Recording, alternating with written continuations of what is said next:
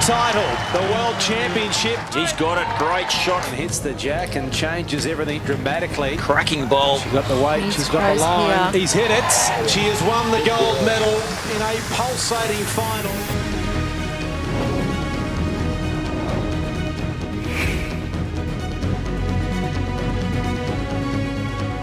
Welcome once again, and this is exactly why millions of tourists flock every year to the fabulous Gold Coast. 70 kilometres of beaches, 21 beaches, 4 brilliant point breaks. They are world famous, and that has lured the best bowlers in the world. We're on day 2 of finals for the World Bowls Championship, and that is our venue. As we look at it from our drone shot, it's Club Helensvale at the northern tip of the Gold Coast. Barry Lester joining me again, one of Australia's most decorated bowlers. Barry, we saw a wonderful day yesterday, but it was fairly tough condition, wasn't it? Because the sun was shining and the breeze was up. Yeah, today it's a little bit different than that, Pat. Yeah, we've seen a lot of clouds so far and not so much breeze, so it's really nice conditions out here. It's very quiet, but I'm sure the crowds will build, but it was a great start yesterday. Let's have a look at what is in store for us today on our telecast. Women's singles final later on today will be a beauty. It sure will. Tayla Bruce, young gun from New Zealand, and McKerihen, she's played a lot of years in the Canadian team. Her fiancé or partner in Ali Forsyth, he's going to be up here today cheering. He's from New Zealand, believe it or not, but yeah, it's going to be a great game, that match. So you and I better chat about this women's final now. Yeah, really New Zealand excited. v Canada. Yeah, I am really excited because both players have been probably knocking on the door for this real big title, Pat. And McKerihen, she's spent the last 5 or 6 years in Australia conditioning these greens, and Tayla Bruce, young gun out of New Zealand, she spent a lot of time in Australia as well, and I know this would be a big title for both players. Now, Tayla, of course, champion of champions at the moment, isn't she? Yeah, she's current champions winner over there in New Zealand last year, and she knows what it's like to play on the big stage, play on these fast greens, and yeah, this, as Aaron just said then, the greens are fast. There's a big difference between quick, fast, slow, and so on. So these are fast now, up around the 17 to 18 second mark, and with it really warm now and a little breeze getting up, it won't get any slower anytime soon. Okay, tough always, and it hasn't always gone to the form book the last 2 days, but if you had to have a pick? I'm probably going to go with Tayla Bruce just because of the singles form, but emotionally I wouldn't mind seeing Kelly as well, because Kelly's never been very far away over the years, and she's got a big support base here with Canada. I love the flags, I love all the colours standing next to each other, and so yeah, both players really deserving winners, but just a fraction Tayla for me, just because she is the current World Championship and singles winner. Yep, Kelly and Tayla rolling up. Conditions, if anything, have improved really. I mean, the clouds are starting to disappear, it's getting hotter. So as you said, these greens aren't going to get any slower. No, and those clouds that came over before were really low, and they're a bit cool too, and I didn't know how long they were going to stay around for, but now they've cleared. Temperature's probably going to be as warm as they are, so the fact that we're playing right now in the best conditions for the day, you're going to see some great bowls. Day off tomorrow. They almost need it, don't they? It's been frenetic. As I said right the way through, we've got to play something like 1,250 matches. It's a lot of pressure on players, on coaches, on greenskeepers, on everyone involved. Yeah, mentally as well as physically. So they'll be looking to get into the pool, go to the beach, catch up on family time. A lot of these athletes are away from family, miles and miles away on the other side of the country, and other side of the world. So that's an important part of their mental prep, just reconnecting with family that aren't here, and just really enjoying some downtime. All right, you've got more work to do this afternoon. We look forward to it. We'll take a short break and we'll be back. That's right, it's the women's singles final here at Club Helensvale on the beautiful Gold Coast, and it's living up to its reputation now, isn't it? Beautiful one day, perfect the next.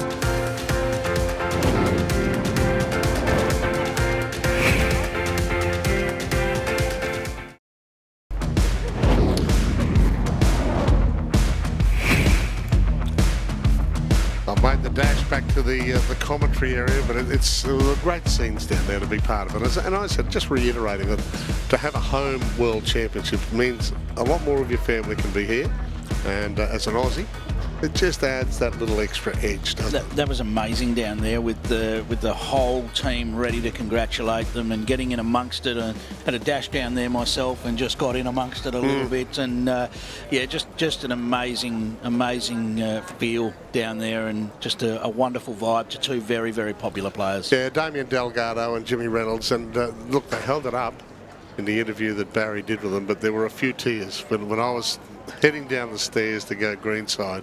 I could see tears from the family. It was great. It really was fantastic. It means a lot, doesn't it? So now we set up for this women's final, and they're just finishing their roll-up. Yes, this is going to be a fantastic clash. These two players, both very experienced singles players, so they both had a wonderful record through the tournament, completely undefeated, and some big wins. Kelly perhaps squeezing through there, 21-20 over Catherine Rednall, a very, very accomplished singles player in her own right. So perhaps Taylor defeated Ellen Ryan. Probably the favourite for the event, Ellen, being the Commonwealth Games singles champion, and 21-12 was perhaps a surprisingly a big win. So Taylor is obviously in fantastic form. Yeah, so just reiterating, in the finals that we've witnessed so far on our telecast, there's been a set number of ends, and then we go to another end to decide if scores are tied. As opposed to the singles, we get the first one to 21. Yeah, we won't be going to any tiebreaker ends. They can't finish a draw because there is no time limit and someone has to get to 21 first. So, it's the race to 21, which means just look, in that format, you just need to be quick out of the blocks because, 25 or that 31 scoreline that we talked about earlier, it just gives you a bit more room to move. 21, you've got to be quick out of the blocks. Well, Barry's got both competitors here. This is rare that we could get a chance to see both our finalists having a chat just before they start this big one. Well, Taylor, thanks for your time. What have you taken out of the roll-up so far? For me, it looks very fast. What are your thoughts so far? Yeah, it is running pretty quick, although yesterday it was very similar, so we'll just have to go out there and see if we can adapt. And yesterday it was actually, it's a day since your semi-final performance. Do you go back there and reflect?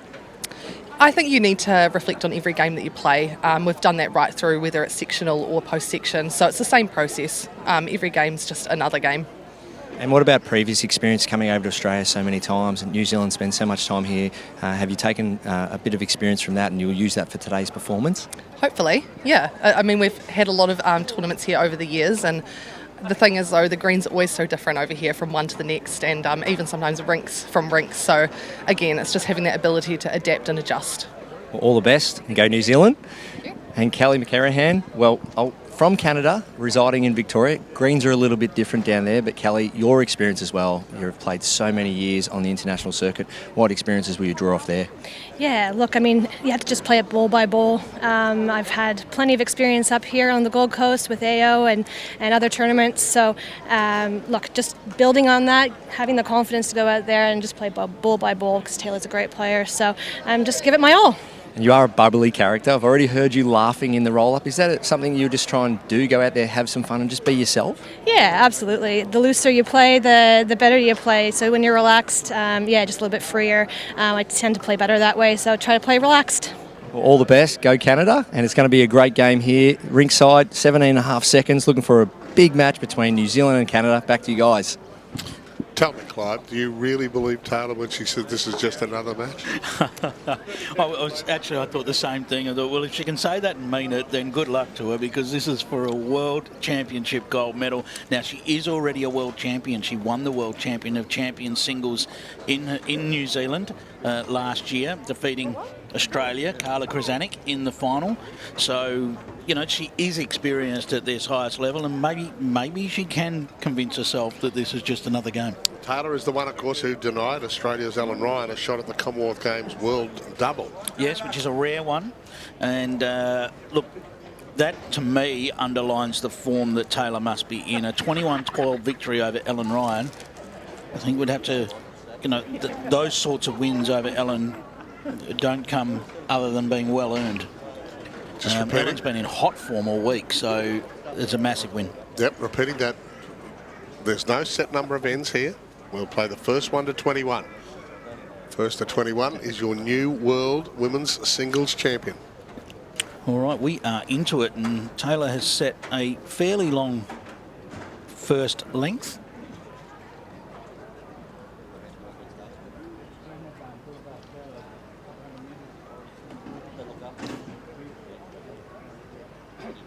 Singles play, just about establishing position with the first couple of bowls and then developing that with the last couple. And they did get out there and roll this green in the break. And when the roller goes on the green, sometimes for the first 2 or 3 ends, it can make a distinct difference, and then it can settle back. Just depends right in the middle part of the day here. This green's going to be at its absolute best.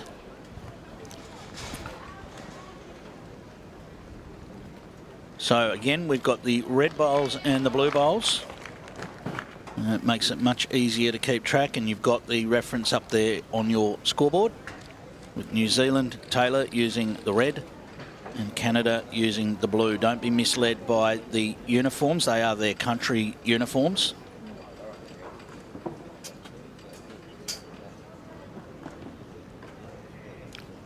And the draw determines whether they use red or blue. So the top in the draw uses the red, and the bottom in the draw uses the blue. And a nice smile there from Tayla. Again, grab a toucher nice and early, nice close bowl, settle in for what's just another game. Yes. And if you believe that, Yes. you're at Disneyland. Kelly just on the outside here. Parks in behind. Players do get a trial end in each direction. Only so much you can learn from that, and that makes these first few ends crucial just to find your range.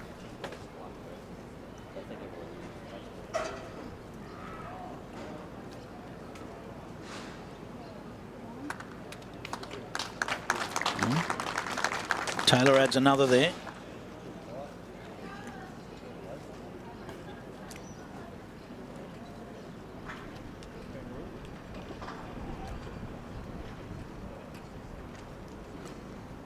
Both of these players, well-respected players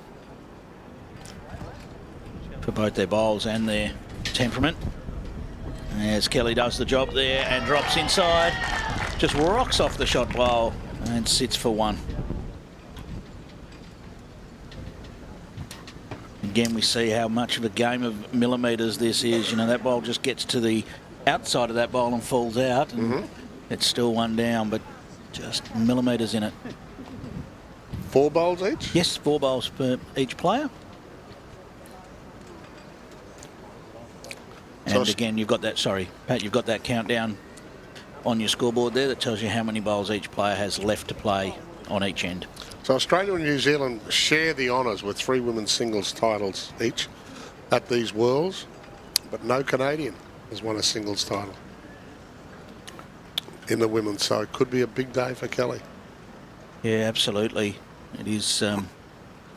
It has been a space that's probably been dominated by, you know, Karen Murphy, Joe Edwards, that sort of space.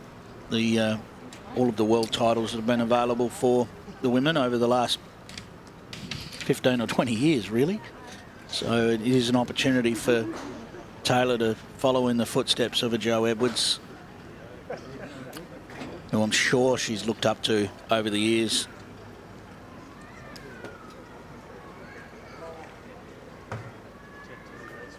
So opportunity now for Kelly with her last bowl, the last bowl of this end, to add another. It's a little uncertain out of the hand.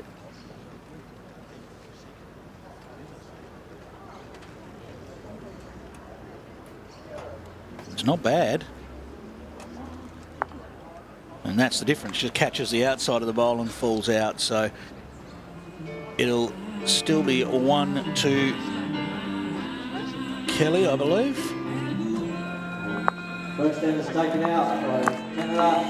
They lead 1-0. So there we go. It threatens to be a very tight afternoon in this one as well. First one at 21 in the singles. It's New Zealand v Canada, Kelly v Tayla.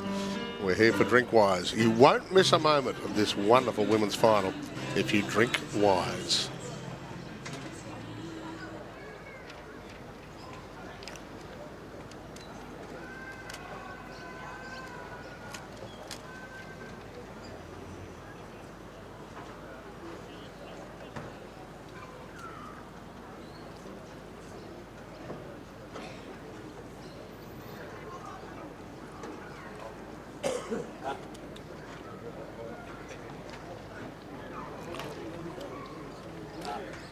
So Kelly with the early advantage.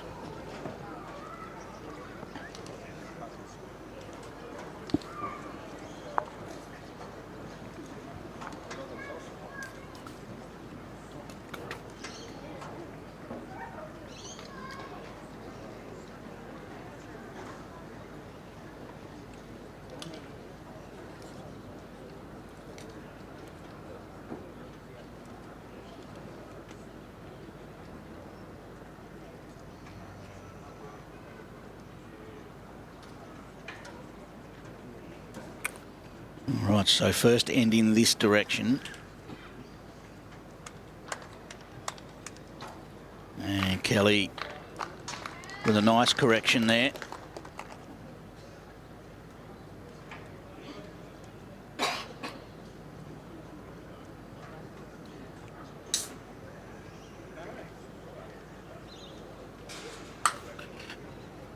Very much a game of correction, particularly in singles. It's about learning what you can from each bowl. As Taylor's just missed her weight again there and opens up the door now for Kelly, who found her range with that second bowl. Can now look to capitalise on that. In singles, it's dangerous when the opposition lands one on and you're still trying to find your weight. It can be dangerous because they get the opportunity, having found that weight, to just add another. Kelly's done that, but still room for Taylor to get in here. Quick greens are not going to worry Taylor at all. Mm-hmm. The New Zealand greens, potentially the fastest in the world. They play on a type of weed. And if it gets damp, it actually gets quicker. Oh, really? Yeah, and it's not unusual for them to be playing on 18, 19 second greens. Very good shot here. Great correction from Taylor Bruce. It's not unusual for it to be windy there either, so it can be quite challenging conditions in New Zealand. South Island native from Christchurch. Only 28, Taylor Bruce, already achieved so much. Bronze in the fours and the triples at the Birmingham Commonwealth Games last year. And, of course, as we know, the reigning world champion of champions.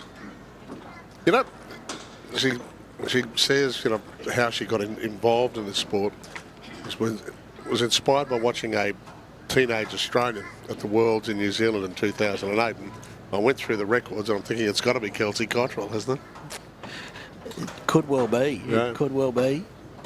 Kelsey Well, would have been, teenage. yeah, You'd have would to think so. late teens at those Worlds. So she didn't name names, but she said, I saw an Aussie kid there. Well, I suppose that shows you the impact that, you know, having the attention on some of these players can have. You can see someone out there being the star. It makes you realise that you can do it too. Just short there. So now an opportunity for Taylor to strike back. You will see the players, a lot of players like to follow their third bowl in singles. Go up and have a look at the head and work out what they're going to do with their last.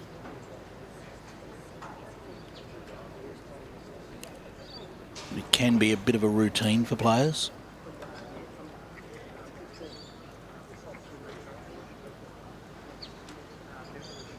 So Taylor found her range with a third bowl. Just looking to replicate that.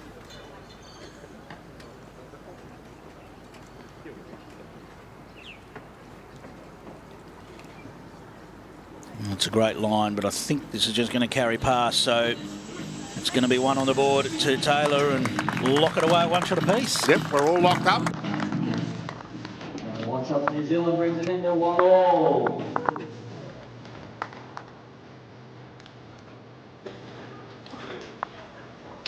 Aussie team have just disappeared for the moment. We've got the Kiwis lining one side of the green. Can't see a lot of Canadian supporters here.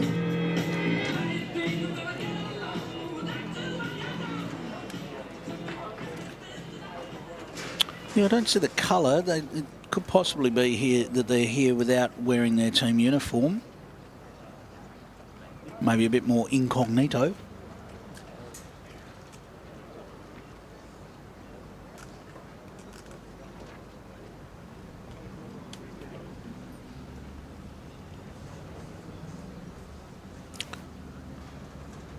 Yeah, we did have word from Barry that Ali Forsyth would be in the house. He's going to have mixed emotions because he's a Kiwi, he's a New Zealander, and of course he's going to be cheering for Kelly.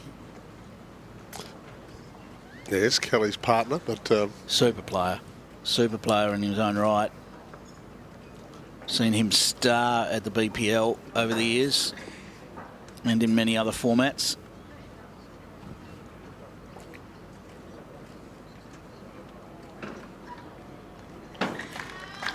A nice starter there. There's some of the Canadian support right there. It's just taken a couple of ends to get the feel, right? And it was rolled.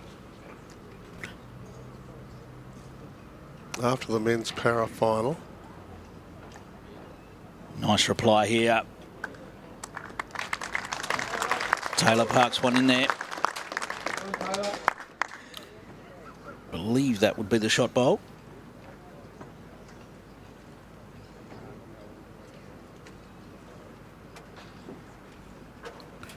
Kelly and her teammate for Canada, Emma Boyd, another one of the players that's made the move over to Australia.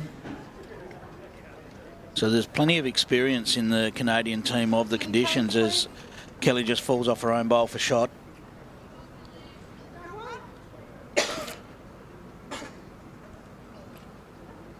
Yes, so there's certainly no issue with knowing the conditions and knowing what to expect for the Canadian team. Of course, Ryan Bester, another one of the Canadian team that has been in Australia for quite some time now. Master Blaster. He'll be in action next week. Little nudge of the jack, perhaps? Not quite. And as you can see, this green running so well, that bowl just continuing to run. The signal from the marker was that it's a measure for shot.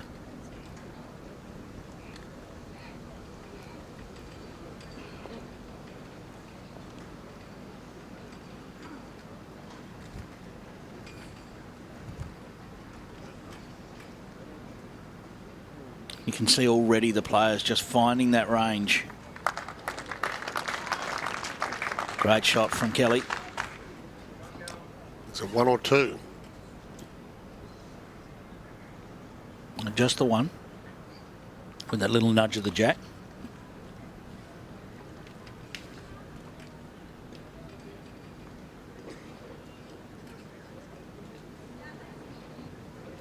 All using similar equipment at these World Championships.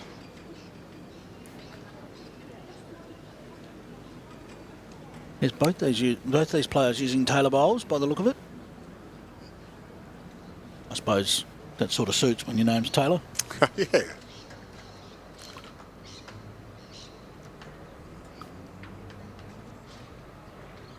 It's interesting because Tayla Bruce has got everything past the jack.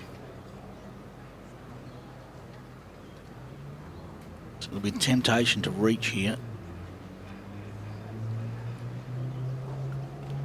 Absolute concentration on that face, and here is that reach that we were talking about with everything past the jack. Just wide on that line.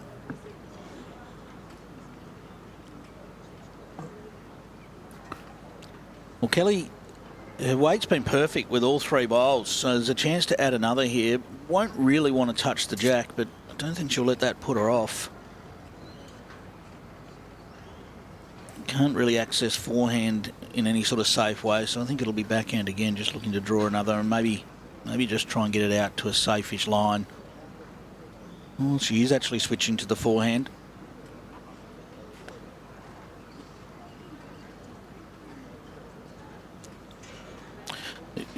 You may find that was a bit of a lookout there. It's getting back. Look at that come home. A great effort. So one. Agree with that. Breaks the early deadlock. So Canada, Kelly McKerihen, 2-1 over New Zealand's Tayla Bruce in this women's singles final. Among our many, many sponsors here for these world titles, including Helensvale. Be your best with the world's best bowls.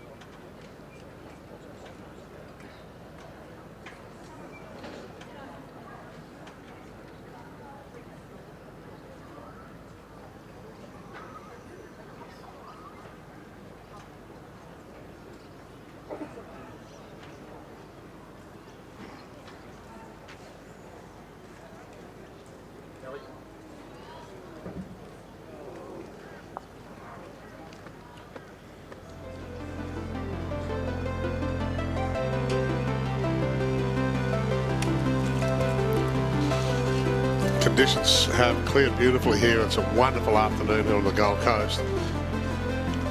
Not a lot of cloud, light breeze, but fast greens.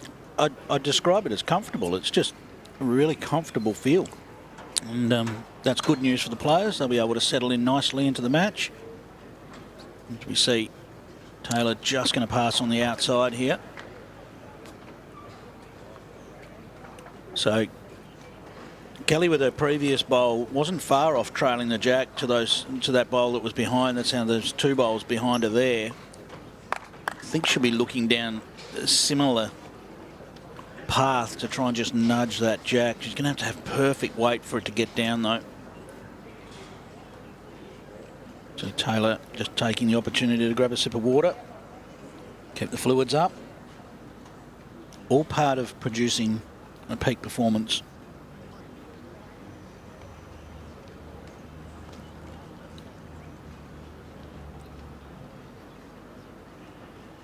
As you can see on your screen, Tayla was still one more bowl to play after this bowl.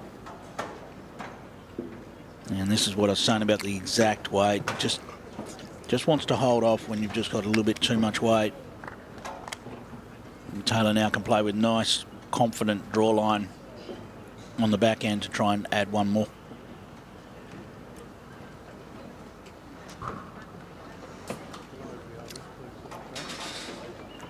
I think it's too early to speak, but it's already got the makings of another very tight affair.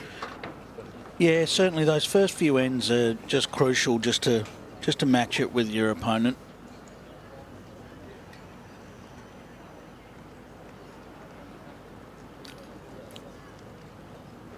And as the match progresses, it does settle down to being just another game of bowls. It's just, if you can see that from the start.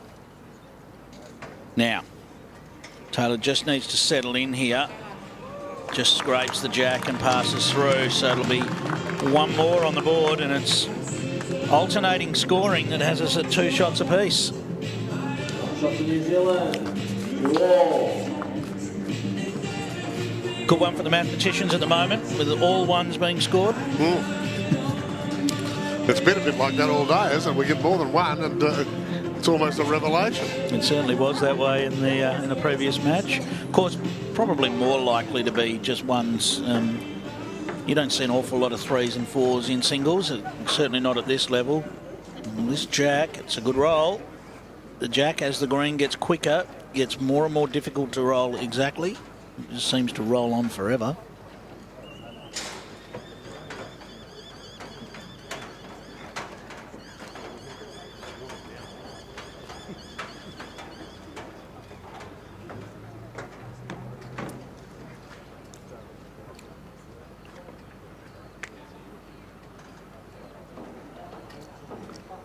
Is there a norm as far as Matt to Jack? I mean, you told us earlier that it's a minimum requirement at world titles level of 23 metres. Yeah. So not really. It does come down to player preference. A lot of the time, if you can find that length that just gives you a nice, comfortable delivery of your bowl, that's pretty much the length that you'd like to play. Yeah, if you can find that just comfortable where it just comes out right and it feels right, that's a great length to play. Now, of course, that changes throughout a match as the ebbs and flows happen and potentially one player's dominating on a particular length. Might see if we can get down to Barry and get his take on length of end and choice of length of end. Barry has played a lot of singles in the last few years, and how do you go about finding the length that you want to play, Barry? For me, Clive, it's all about the sweet spot. So when I mean the sweet spot, it's where I feel the jack is in its most truest spot. So I do have some certain lengths like these players, which I prefer, but for me, it's always where the jack I feel is nice and true. So as we're seeing here today, this green now is a couple of days old. This rink's a couple of days old, and you'll just slowly start to see a little bit more shine around the edges. So you're coming out of the middle part and then into that shine, and you see that bowl run on. For me, I'd probably try and get the jack right on the tee where I find it's one speed, or like we saw yesterday in the men's triples match, the jack right up in the middle where it's not been so much traffic and so much play, and you'll find it's a little bit easier to play to. So that's a personal preference for me, but I always like to just find the jack in a really nice even part of the green. They both seem to have settled in pretty well. There's no great sign of nerves, even though it's a World Championship final. Yeah, playing that narrow side. So we saw that a fair bit yesterday in the men's pairs. Aaron Tees leading up against Adam McKerihen, and this singles game's 4-bowl, and that pairs was 3-bowl. So in effect, that was almost a game of singles yesterday between Adam and Aaron. And we're seeing here the majority of the front bowls, the lead bowls, on that narrow side. So what that's saying is they feel that they've got a higher effective rate or a high percentage of being effective on the narrower side, taking that wide draw out of play. Great insight there from Barry as Kelly just comes up marginally short there. And yep, the narrow side will be the choice of most as a default to start. It's particularly on the faster surfaces. You can, once that breeze gets up, you are going well and truly sideways in that last run, and that can be obviously harder to pick. Often people will say the shortest way home is the easiest way home. That stands up most of the time. So as we look at that shot, the breeze is coming across right to left.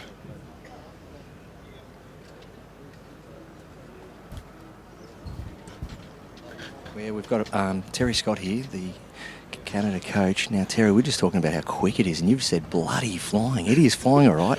How are the players adjusting out there? Yeah, well, certainly so, going in the direction they're playing now. It's just, I think it's that little bit of a tail breeze that's going through there, and it's picking them up. But, yeah, look, they've adjusted pretty well so far. And previously we've spoken to players, officials, coaches and so on about the preparation that goes into a World Championships. Now, you know, being an accomplished player yourself from New Zealand, now in charge with Canada, how important is it to come over and really condition to the greens? Oh, it's hugely important, particularly those players that are coming from Canada, because, you know, they don't get a long season over there. The greens are totally different over there. For Kelly, it's an interesting scenario because she's actually been in Canada for the last month for a wedding, so she came in here without too much preparation in that previous month. But I always think it's not bad to have that break building up to it so you can attend to all those family and lifestyle things that you've got to do and then come in totally refreshed. So she's adapted pretty well, particularly through the qualifying rounds. And yesterday she had the tough battle in the semi-final. And from a coach's point of view, taking on this role, let's talk about friendships you make. You've been around the game a long time. Last time the World Championships were here, you're up in the commentary box commentating. But the friendships you make in the game and now being in charge of Team Canada, getting to know the players and making friends forever, how does that make you feel being involved as a coach? Oh, it's huge, and I have a great relationship with the players from Canada. They're not too different to the Kiwis in one way, actually, and they really build up a great friendship amongst themselves, but also with myself, so I'm pretty rapt about that. Well, thank you so much for your time and good luck for the rest of the match. Thanks very much, Barry. One to Tayla Bruce. She now leads 3-2. It's great to have an insight and talk to the coaches and so forth, isn't it? Among our many sponsors here, Geeks to You for technology setups, repairs and everything in between. You need a geek. Visit geeks2u.com.au and book tech support today. I did wonder whether we've been told correctly there, because it was the Canadian coach with a distinctly opposition accent. Well, he did mention that, didn't he? And we also know that with Kelly, because her partner, Ali Forsyth, one of New Zealand's greats. Absolutely. There's a few conflicts out there in this match. Yeah, they're torn.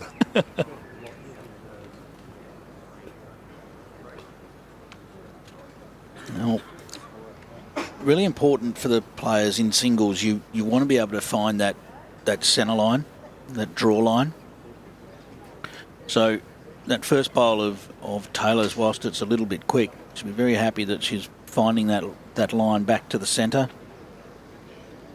Kelly's done similarly here, and nice weight. Just needs a foot on her last when she gets her next opportunity. All about learning from each bowl in this early stage of the match.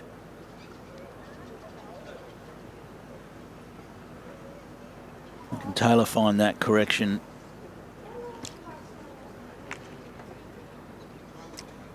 Honestly, if you just tuned in and you looked at these bowls rolling down the green, you'd say, well, what is that surface they're playing on? Because, to say it's grass, you'd say, nah, come on.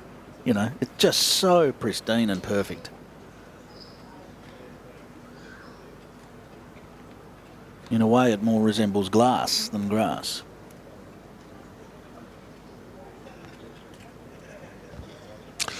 I use the golf analogy, and I was lucky enough to work on the golf circuit for the best part of 3 decades. They've got that Sunday afternoon look about them where they've had the 4 days and there hasn't been a lot of water thrown on them. Bake, yes. Yes. Mm. There are similarities. I mean, really, when you think about putting on a green, there are similarities. Instead of a bias, you've got undulations in the green and things like that. So in a bowler's perspective, it just needs to pull up, and it just kept rolling. In a bowler's perspective, you don't have those undulations to contend with, but you still have to judge your bias.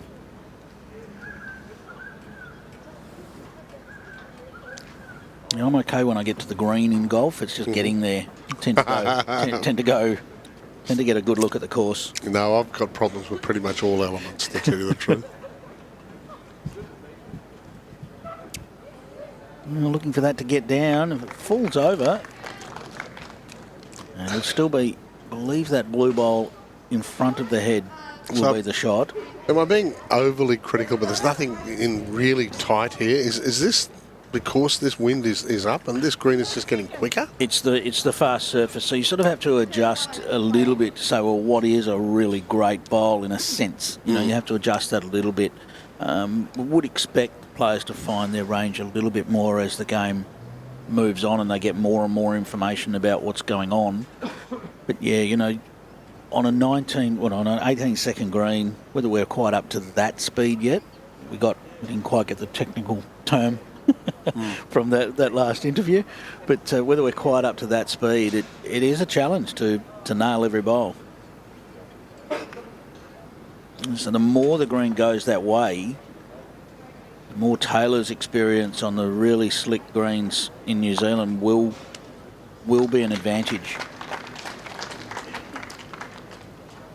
You can see Kelly there just getting a guide there to see who's got shot. It does appear to be the blue ball. I'm not sure we've quite had a signal. We might get one now. There it is. Yeah, one blue. One to Kelly.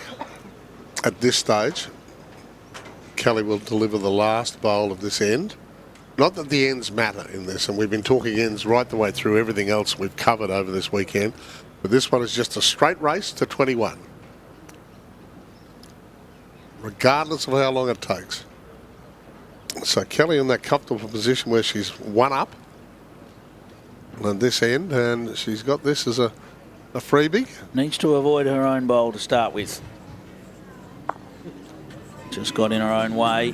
So, assuming that the information we've had so far is correct, it'll be one to Kelly and we're going to be locked away again. And this is what can happen in singles matches. We've played 6 ends and we're 3 shots apiece. You can get singles matches that are lots of ones. We're watching the women's singles final here at the World Bowls Championship. We're on the Gold Coast. We're at Club Helensvale. It's a spectacular afternoon. Stay with us. We'll be back.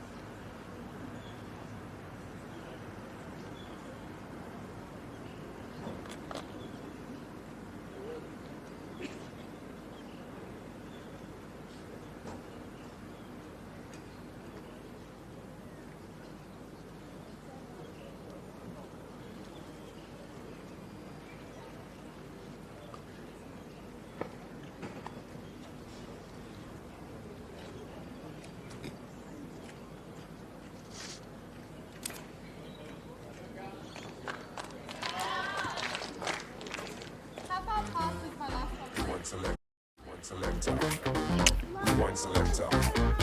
Rewind selector. Rewind selector. Rewind selector. Rewind selector. Conditions just beautiful here now at Club Helensvale. It's day 2 of the finals of the World Bowls Championship. We've already produced one thriller this morning, the men's para pairs. The Australian pair of Damien Delgado and Jimmy Reynolds beating Dion van der Favre and Gareth Rees-Gibbs from South Africa in a desperately tight final that was decided on the final end by one shot. Australia pick up their 3rd gold medal of these titles so far. We've got a day off tomorrow and then we go straight into action again, and then a 2nd week of finals next weekend at Broadbeach. The location will be the famed Broadbeach Club, which of course hosted 2018 Commonwealth Games. There's Ali Forsyth, so that's Kelly's partner. So he's made it with his Melbourne Extreme hat on. And Well, he's come at a good time. We found him at a good time because Kelly McKerihen has an opportunity here, holding a couple at least. I think that last bowl of Taylor's cut it back to 2, but there's a chance to draw a third here. And whilst they're not all over the jack, sometimes that's the way you pick up a number. Have a few gaps for the opposition to go through. So we're being told 3. And that graphic up top you'll see in the circle is the indicator of how many bowls they have left. So this is the last for Taylor. She's got a little work to do.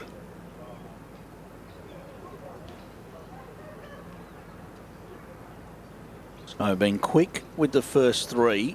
They are grouped. Just needs to make the correction now. It's coming in. Now, is it going to pull up in time? That's the question. Well, that will be, I reckon that might have done it. I think that'll be one to Tayla Bruce. We'll wait for official confirmation. We have the sights and the sounds. Tayla produces with her last bowl on that end. We're here for Audica, the official hearing partner of Bowls Australia. 4-3, Tayla Bruce leads Kelly McKerihen of Canada. It's a good time for Taylor to draw that shot because I think Barry has got the New Zealand team with him down there. Yeah, I'm right amongst the New Zealand team down here. Clive, I've got Caitlin Inch to my immediate left and Selena Goddard over to the right there. They teamed up with Tayla Bruce last year at Birmingham. They came home with some medals, and we're going to start with Selena. Now, let's get to know Tayla a little bit here. What does she do in her spare time? What does she do for work? And how much does the sport of bowls mean to Tayla Bruce? So yeah, Tayla, her career, she's a teacher and she's also very artistic. So if anyone out there has a fur baby that they would love to have framed up on the wall, she can draw that for you. And yeah, Tayla sort of started around the same time as us, so about 15 years ago. And yeah, it means a lot to her. I think anyone here and the World Championships have sacrificed a lot to be here, and yeah, for her to be here is just a testament to everything she's done throughout those years. And you talk about the journey you've been on since your younger years. I know yourself, Selena, you've been best friends and played up through the juniors. What about the New Zealand crew? What does it mean for Bowls New Zealand, especially the ladies, to come away with a big gold medal today? Oh, like huge. I mean, gold or silver, regardless, we're extremely proud of Tayla to have this opportunity and, be in that hot position to really get and chase for her dream. She did it at the World Champ as well last year, so she knows that she's extremely capable, which is just really exciting as a team to just know that feeling that you can do it and you have done it. So yeah, just happy for her to put on a really good performance that she's proud of today. Thanks for your time, Selena. And Caitlin Inch. Now, Caitlin, what about the cheering and the support? I'm watching the social media from Bowls New Zealand on Instagram. There are a lot of little activities, team building stuff going on. What goes on behind the scenes as a team building perspective, and how do you get together to really contribute to good performance out on the greens? Yeah, we've got a really good crew. Obviously, we're all spread throughout New Zealand and myself in Australia. So we've been working really hard leading up to the World Champs on Zoom, working together as a team. And as soon as we got together, we've just gone from level to level. We're super tight as a team. The culture's been great. Our management's been fantastic. So we've all been supporting each other every step of the way, and yeah, loving how everyone's been going so far. It's been awesome. Thanks for that insight. Such great answers to my questions. You should be nearly holding the microphone. Thanks so much, and good luck to Team New Zealand today. What a great final it is, and thanks for your time, ladies. Cheers, thanks. Thank you, cheers. Yep, thanks, Barry. I mean, there's been plenty of great ambassadors here. Everyone's got a story to tell, haven't they? Barry looking to replace his own role. That's that's not ideal.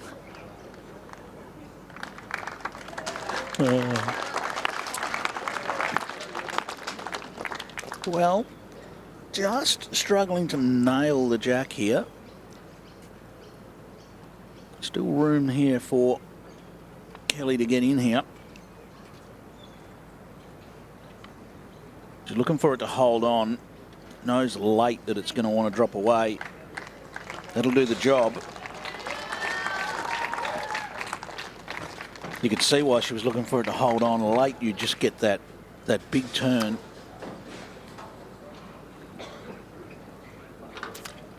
One bowl each left. Slight advantage, Tayla Bruce. The singles champion of champions. Tell us a little bit about that title. Yeah, so that's a big one. So obviously, you know, the thing about that one is that it starts at your club level. So you've got to win your club singles, then you've got to win your state singles. Obviously, it depends on different countries, but in Australia, you have to win your state champion of champion singles. Yep. Then you have to go to the Australian champion of champion singles and win that. And that qualifies you to go for the world title. So it's a wonderful pathway event. And to think that it all starts, you know, with however many people you get in your club singles, and the winner of that might become world champion. I love the feel of that event. So no selection issues, nothing like that. Yep. You win your way there, you're in. It's all you. Yeah. Well, we're going to be tied up at least unless something very unusual happens with this last delivery from Kelly McKerihen. 4-3, and she's holding a shot. Still haven't had anything other than a 1 scored. This could change that. You never know what you're going to get when you watch a game of singles, because it can be 3s and 4s, it can be quite high scoring. Or it can be like this, where you get lots and lots of 1s. This might change that run, though. There it is. That is going to be 2 scored for Kelly McKerihen. And Kelly hits the lead. We'll go to a lead of 5-4 in this women's singles final.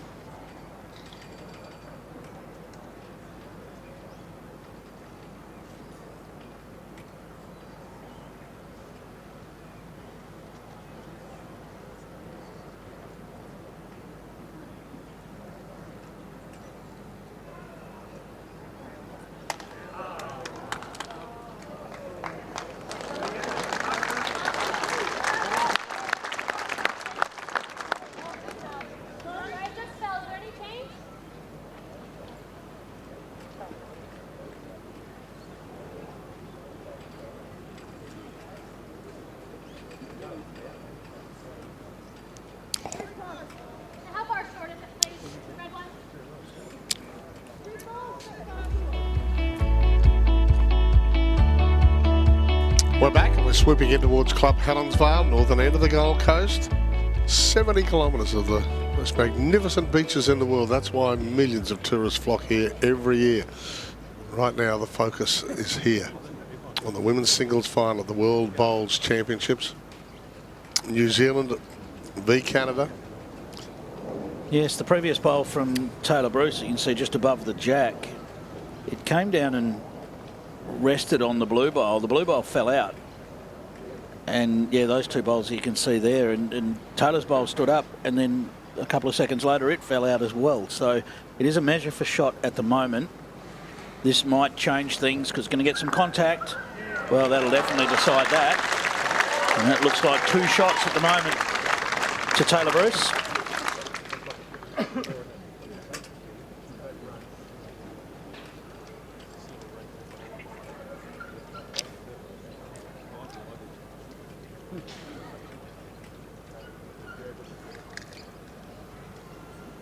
Yeah, it's not for the first time this weekend. The first weekend of finals. We'll have a second weekend next week at Broadbeach. Of course, one of the hosts of all the raucous celebrations for the Commonwealth Games bowls back in 2018. It was a real hub.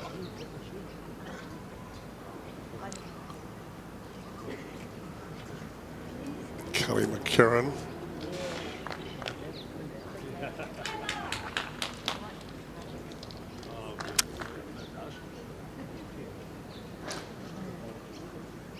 So it's in Tayla Bruce's lap now, holding a couple of shots.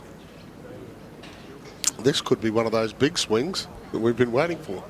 It's taken all day, isn't it? Yeah, absolutely. It's just been so tight, this one. I mean, as I say, we only just saw the drought of multiples broken with 2 shots scored on the previous end.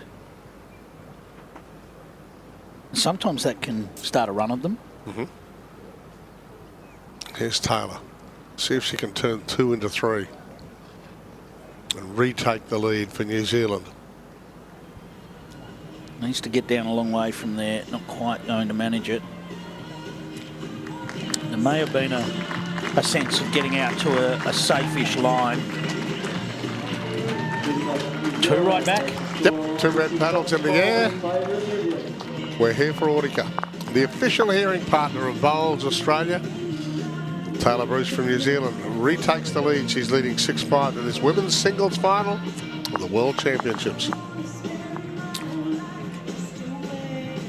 That's scoreboard drop at 6-5. Now, is this jack going to stop? Don't think so. We've talked about this jack over the last couple of days, and you strive for that longer length, and sometimes even the ends of the green just even run that little bit quicker because they do get the most traffic in terms of where people stand and move about on the green. So once you go past the tee, sometimes it is a little bit of a point of no return, especially for such a light object like the jack. Just scoots across the surface. I have heard Aaron Sheriff talk about playing singles on these greens and potentially rolling the jack left-handed to take away, because the jack and the bowl can feel very different. The jack gets a lot more roll on these greens, so I have seen Aaron use that technique, very experienced singles player, so he just doesn't spoil his rhythm with his right hand. I suppose you want to make sure you can roll a ball straight with your left hand before you start, because you could look a bit silly.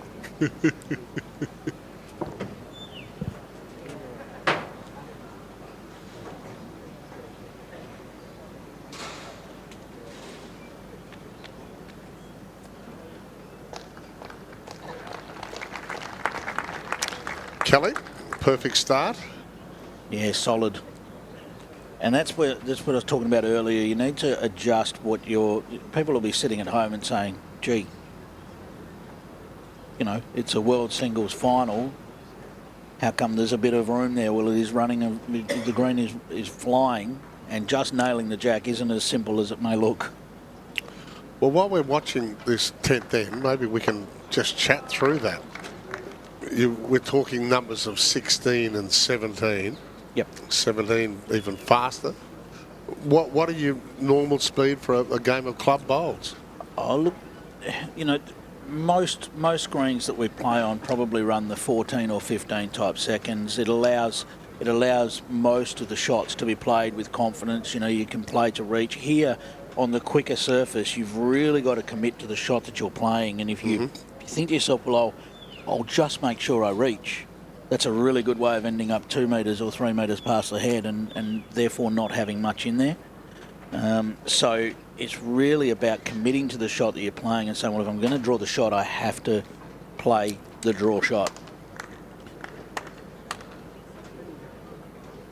Great effort here.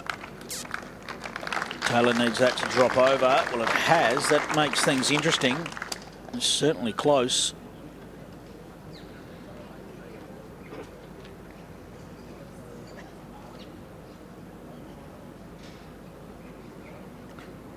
If you're looking at your scoreboard there, we do count the number of ends, but that's more for interest's sake than anything here. Yeah. It's those big numbers, those big bold numbers. One of those has to get to 21 to win the title.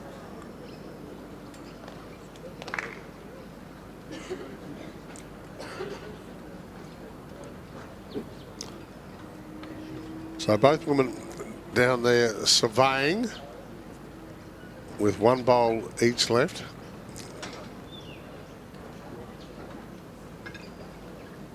And as we look amongst our crowd, that there is Therese or Terry Main, and she's Club Helensvale's oldest living member. She's 98 years of age.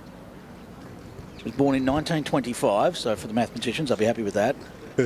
Still attends club luncheons, women's president's days, and she used to ride motorbikes and drive trucks. Oh, she played bowls up until she was 95 years old. That's fantastic, isn't it? How good is that? We've talked about the youth in our sport. Yeah, we have. There's the experience in our sport. Tayla, 28. She's watching a 28-year-old New Zealander and a 37-year-old Canadian. And I bet Terry is so proud of the show that her club is putting on.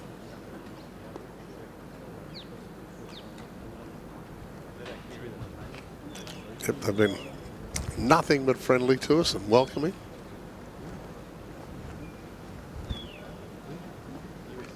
We had a member of my club at home that made it to 100. He's since left us, but he would come to me and tell me his record as opposed to mine. I said to him, how do you know? When he was about 95, 96, how do you know? He said, I check it all online. All the scores are there. I thought, online? Yeah.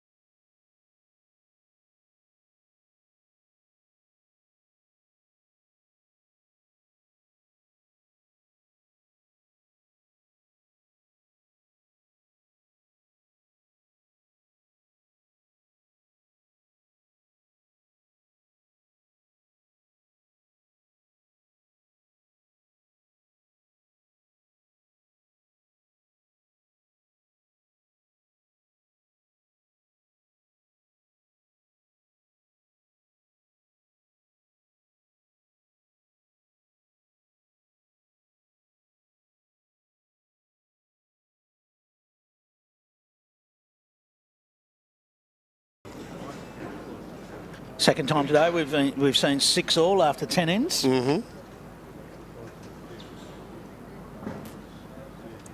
So from here, first to 15.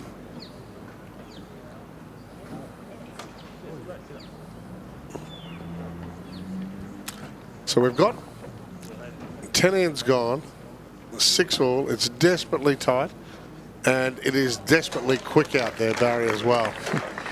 Yeah, it's like glass out here now, Pat and Clive. It's very, very fast, and there has to be another way to try and alter your performance for the better here, and that is what your role is off the mat. So players you'll see, like Kelly right now, she's trying to get a little win here in making sure she's fueled, even looking to get some hydration, maybe some nutrition, maybe snack on some fruit or some lollies. So they're the little wins throughout a game that's just keeping the mind and body really hydrated and fresh, because right now you're in a battle physically and you're in a battle mentally, and it's trying to keep that at a best professional level as possible. But one thing I want to really touch on with the technique as well. So when the greens are really fast, most people will get ripped down nice and low. And that what they're trying to do is restrict extra movement, so to keep things nice and simple, nice and small. So smaller step, smaller swing. So they're trying to reduce the momentum that creates with the rotation of the bowl. But one way of doing that is getting down nice and low. You'll see Tayla get down nice and low there at release. And what that does is the body, for a longer duration, goes through more pressure. So for a couple of extra seconds, the body's going through lower body pressure. And that will, if you're doing it a lot, day in, day out, take its toll on your body. So these players, playing so much and preparing for events like this, would have put in the fitness, making sure that their lower body, their core and their bodies are really set to go through the rigours of an event like this. No wonder Physio Crema are sponsor here. And just while we've still got Barry there, Barry, in terms of getting that fluid intake and perhaps a little bit of food in, at 6 all after 10 ends have been played, there's probably a feeling now that this match could be quite a long one, so making sure those things are taken care of become more important. Yeah, and some players like to do it via routine, so they might say every third end, every fourth end. You know, I make sure I've got that routine. I always go and get a drink, I always get something to snack on. Players will have lollies, fruit and so on in their bags, but or some players just wing it. But both players, you can guarantee, like you said then, Clive, they'll be conscious of that. It's a really dog-eat-dog match right now, and every little ounce of help they can get to get through this battle, they will take to their advantage. And it's going to be those main two components, physical and mental approach to the game. Taylor with the opportunity to correct here, needs to land that back bowl. Well, she's done that. I think we're back to another measure for shot. Well, 1 blue is the call. As you can see, this bowl sits the bowl, but then watch it after it sits. It just carries on that little bit. That's because the surface is so slick. On a slower surface, the ball would have hit the bowl and fallen back in, and it makes all the difference as to who's got shot.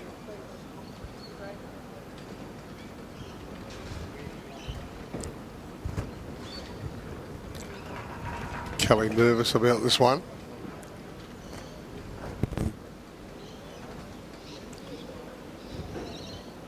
Just finds the gap.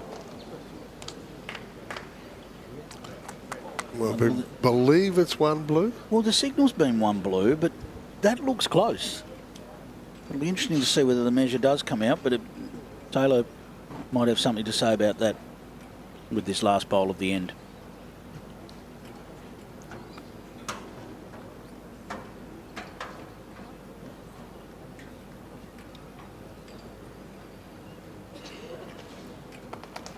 It's dropping in again. Just going to be on the outside of her own, so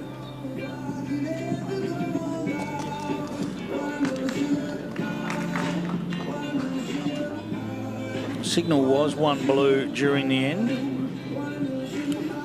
Kelly agrees, and so does Taylor. So 1 blue it is. Kelly McKerihen, the Canadian star, takes the lead. 7-6, desperately tight, 9-time Canadian champion, but now Oz-based. Yeah, certainly is, and down in Kelly, based down in Victoria. So probably slightly slower conditions generally down in Victoria. But she's played, as we heard in the interview at the start of the match, she's played enough bowls up here to have had plenty of opportunity to adapt to the conditions.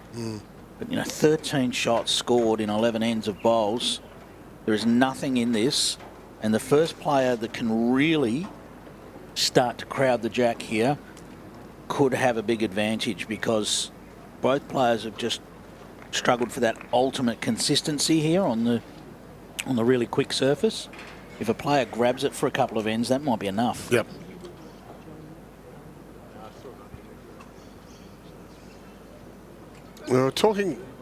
Barry was talking about the mental side. You've got to think that after this first week that both have got it on the mental side, because Tayla took down Australia's Ellen Ryan, who came in as probably the favourite, and took her down 21-12 in the semi-finals. Ellen, of course, chasing the Com Games World Championships double. And when you look how many games they've played to get here, I mean, 10 matches minimum, 10 matches for Tayla, would have had a bye in that section, and 11 matches for Kelly to get here. They've had plenty of time to refine their skills, that's for sure, as they've come through. Yeah, so it's been a marathon for both of them. And Kelly had 9 wins plus 27 shots. Tayla 8 wins plus 74 shots in the sectional play in the qualifying rounds. So Tayla finding her way through in a little bit more dominant fashion. But you've only got to get here. And then, of course, we saw Kelly get through with that one-shot win over Catherine Rednall. Superstar player in her own right is Catherine for England. And, of course, Tayla, she won the Anzac Clash. She defeated Ellen Ryan, Commonwealth Games gold medalist, to make her way through.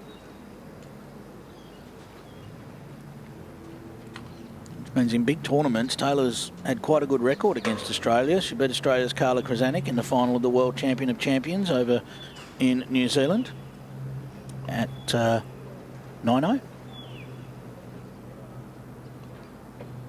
And then she's done it again in this tournament. Only 28, the Kiwi. Already won bronze in 4s and triples at Birmingham last year in the Com Games. As we keep telling you, she's the world champion of champions. For another week, because that event, of course, comes up after the World Championships, the World Champion of Champions. And I believe it's Selena Goddard that is representing New Zealand in that tournament, having won her way through, as we see some weight here for... There's an awful lot of weight in this match. That's going to drop under.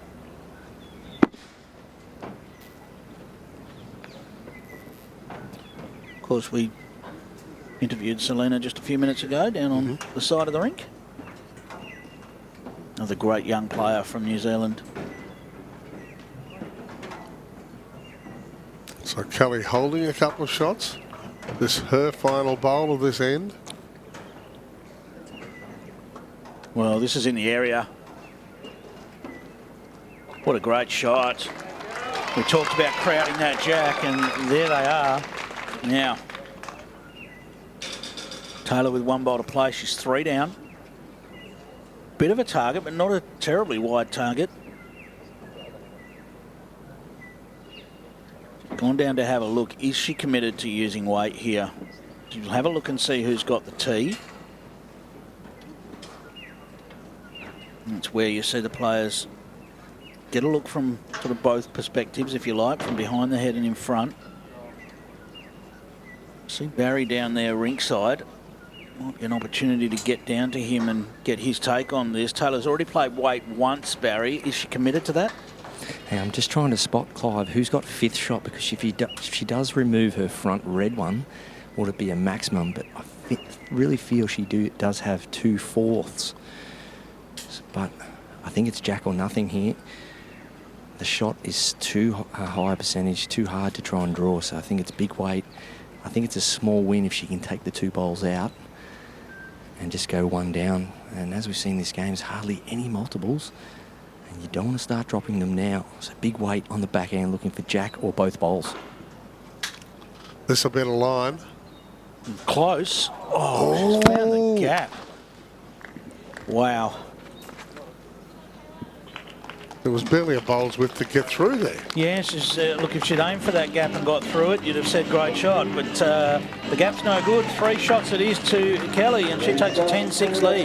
Yep, our first major lead of this World Championship final. The women's singles final here at Club Helensvale. Kelly McKerihen from Canada Australian base now, whose partner is one of the Kiwis greats. 3 ends on the trot now to Kelly.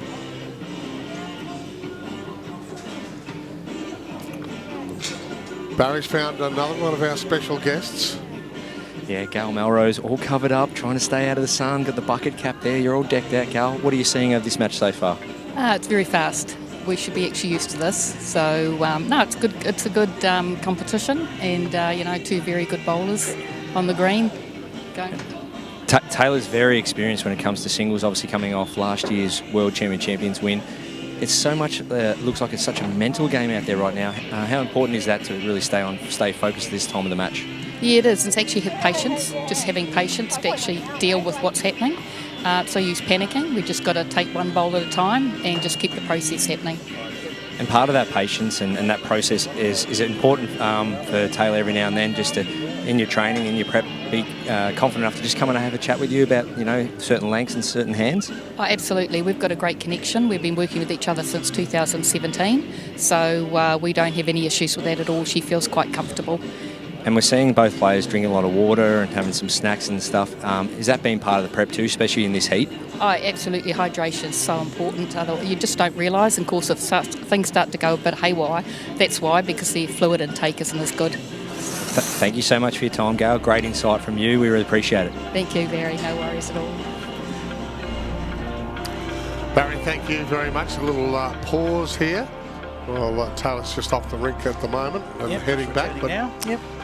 It's great to hear the relationship that the players have with their coaches and things like that, isn't it? It's something you can forget, and there will be people that don't necessarily understand that role of a coach in bowls. People say, well, what do you need a coach for? But, you know, the great tennis players all have coaches. It doesn't matter how good they are. There's still that support on the sidelines and that key information that another mind can provide. And they've been chatting all the way through. They revert to their coaches who are just sitting in behind, watching the action at close quarters, chatting almost constantly. And the rules around that is the player can approach the coach. The coach is not allowed on the green, but the player can go to the coach and ask for advice around what shot to play, or potentially discuss, no doubt, that Kelly was just discussing potential tactics, length of ends, things like that, looking for any trends that someone sitting on the sideline that isn't involved in the passion and the elements so much of the match can maybe see some different viewpoints.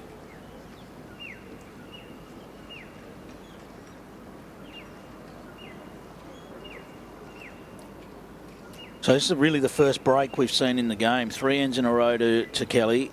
She leads it by 4. We really haven't seen a margin like this at all. It's been all ones, and in fact, this is the first time there's been more than one shot in it. Been par for the course pretty much through both days of finals. Yes.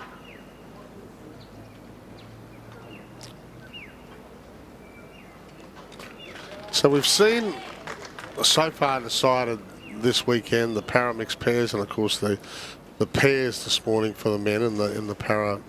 We've got the men's triples, women's fours, men's pairs decided, women's singles today. What do we see next week? We basically flip it, don't we? Yes, we do. So the para disciplines are finished for the event. Yep. As we see a great shot there from Taylor just when she needed it. The men will now move into the singles and the fours disciplines, and the women will play the pairs and the triples disciplines. So same 5 players, and basically play two events each. So Aaron Wilson will line up for the men in the singles, and the rest of the team will play the fours, as Kelly misses with weight there. And the women's pairs combination for Australia, that's our gold medal winning combination from Birmingham. Ellen Ryan and Christina Christic, with the remainder of the team playing in the triples, of course. So that's what we've got to look forward to next week. We chatted in the break to Aaron Sheriff, of course, one of our greats. He has a chance to double up now. Yeah, he'll be skippering the fours. So the form that they were in yesterday, that triples team, they were very, very impressive in that win over Scotland. As we said earlier, you know, you can judge a win on who you beat. They beat the best. They beat the best going around, and they did it in style. Looking for this to get all the way back. It's just going to trickle past. Great effort. But just what the doctor ordered for Tayla Bruce. She holds one and has the opportunity to add another. No more that Kelly McKerihen can do on this end. Chance just to bring that margin back.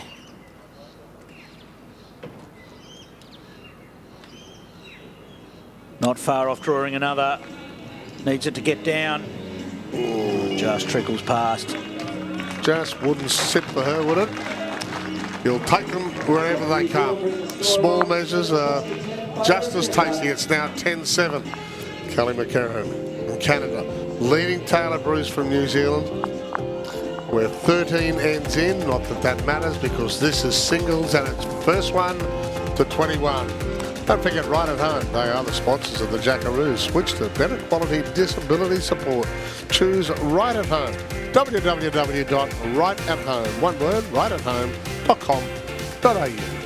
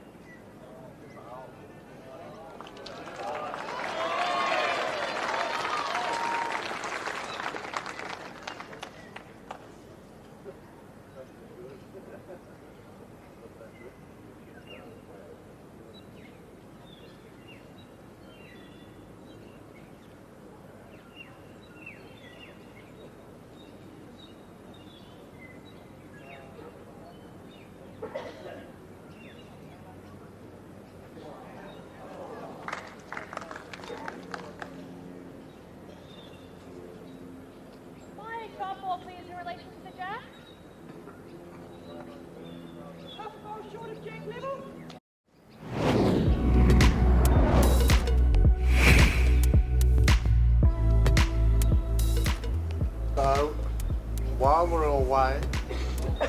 while we were away, this happened. You warned me that this would happen, that eventually two bowlers of this calibre would find their range. Yeah, absolutely. Have a look at that. Yeah, there was a bowl on the front of the jack from Tayla Bruce, and Kelly just drew around it and nailed the side of the jack, as you can see there. Here's a replay of that as we see that ball coming in. Look at that nice wide line as it drifted home and nailed the side of the jack. Brilliantly played.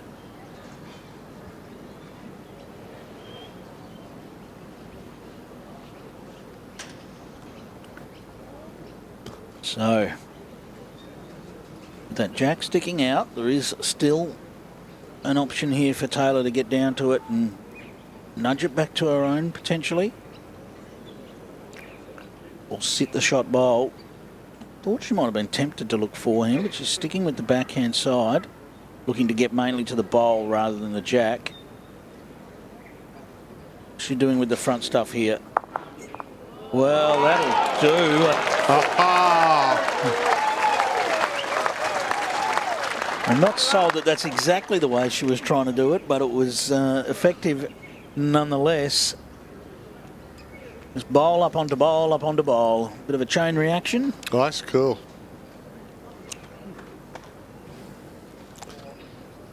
I think she was probably more looking to just to get round that front and sit the bowl clean, but in such a tight match, she certainly wasn't far away from exactly the result.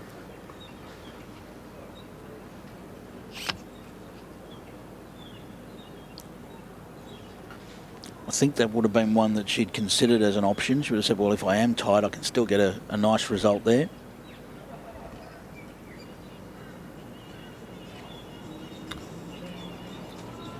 A great effort, but to no avail. Tayla just keeps on hanging in there. The lead was 4 a few minutes ago. It's now down to 2, 10-8. We have a desperately tight contest on our hands for the women's singles final here at Club Helensvale.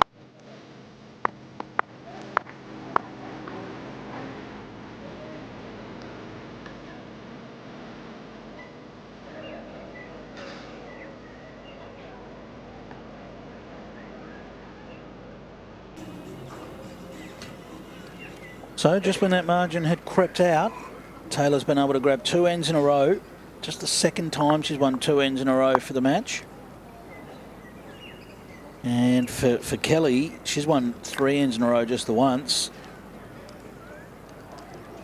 And everything else has alternated. In a sense, it's built to alternate because when you win an end, the opposition then gets the opportunity to have last bowl. Yep. So when you can string ends together, it's an indication that you're either dominating a particular length or perhaps the opposition's just struggling to find range with that last bowl, but it can be a good indication of dominating length. They're both dialed in now too, aren't they? Certainly are.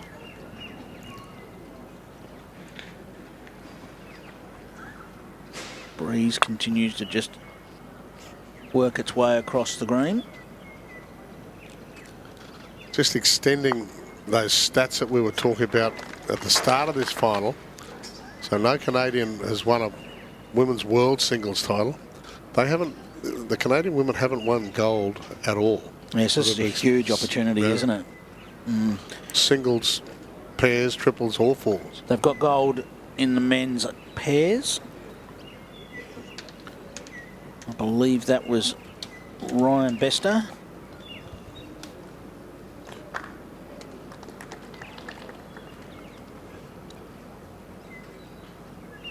And Keith Roney. Yep, 2004 in Scotland. The year Steve Glasson won the singles title. Yeah, he went all right. Went all right, Steve Glasson. And a name just above that that we're very familiar with here in Australia as well, Jeremy Henry, that won the singles in 2000. So we are yet to find out who our men's singles champion will be. We'll find that out next weekend. Of course, Shannon McKerihen, well, he's been a little bit like Karen Murphy in terms of defending champion for an elongated period.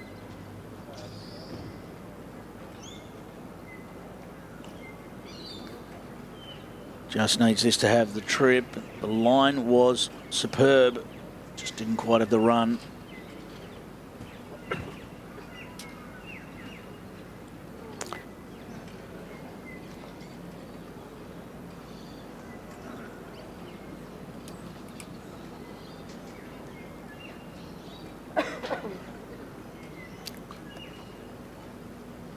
Kelly McKerihen with the blue bowl. Just narrowly misses the jack there, so a bowl left each to come on this, the 15th end of this match. There is Ryan Bester sitting there, enjoying the action. and hoping that this time next week that it'll be himself out there playing for gold. He'll certainly be difficult to beat, always is. Well, this is well played. Just needs to sit down, and it has. That's a couple now for Tayla Bruce.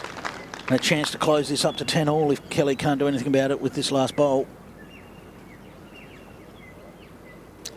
Karen Murphy, the great Karen Murphy.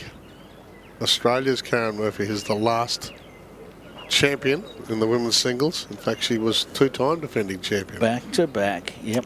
Adelaide and then Christchurch, 2012, 2016, and yes, if you just recently joined us, it has been 7 years since we've seen a World Bowls title. It's Kelly landing, she is. Yes. Wow, that's done the job. Lands in there and maintains her lead. In fact, extends her lead back out to 3 shots. 11-8. Look, she gave that a chance. She had a trail of the jack available as well. Gave it a chance to sit the bowl. Needed a nice land. Any sort of edge probably wouldn't have suited there. But gets the job done and cuts it down from 2 down to 1 up. Got that icy gaze about her now, hasn't she? No great reaction to one of the best bowls of the day. Yeah, both players just really focusing in now. And with 15 ends in, we've only had 19 shots scored, so certainly been a nip and tuck style match.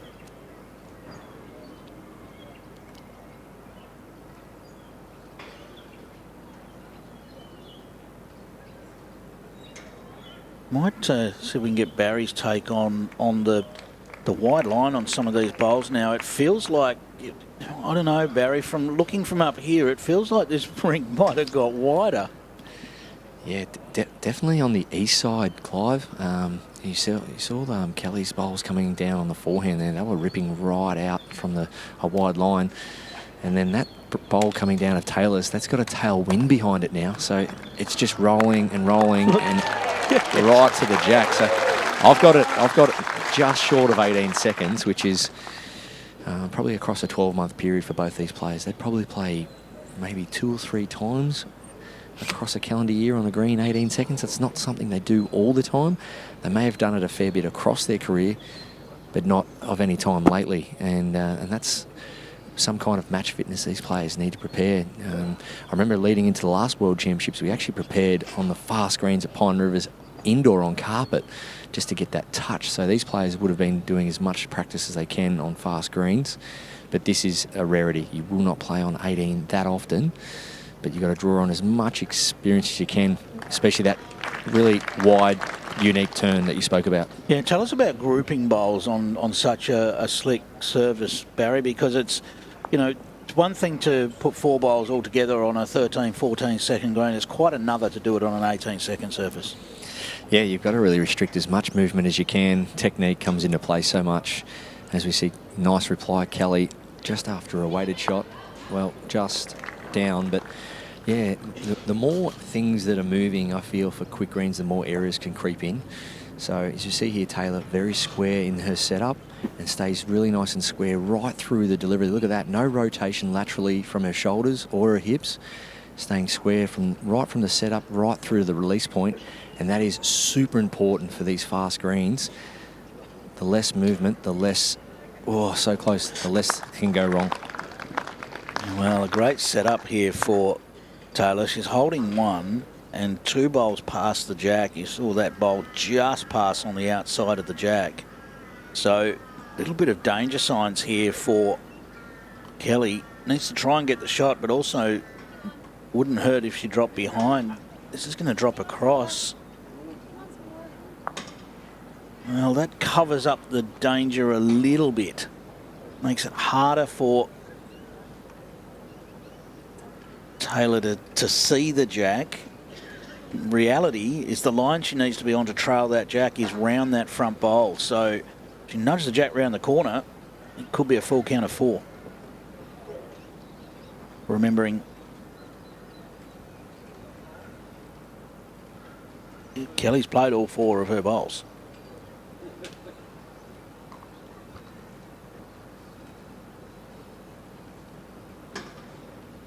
big moment in the match available here. Tayla can get back down to the jack. It's trying. Well, she's just played the draw shot by the look of it, and she's done it very, very well. What a shot. Oh, the quality has just ramped up a big level here for the last 3 or 4 ends. 2 to Tayla Bruce. That's what we were talking about with committing to the shot that you choose to play. So she didn't worry about trying to trail the jack there. We might have been concerned about promoting one of the blue bowls. She said, no, I'm going to just go back and I'm going to commit to drawing another counter, and closes it to within 1 shot. And now there's one in it. Don't forget, drink wise. You won't miss a moment. If you do, drink wise. I think there was one of those moments where on this pace of green, you say, I'm going to go back and draw it. If I do happen to trail the jack round the corner, that's a bonus, but it's not what I'm looking for. Well played.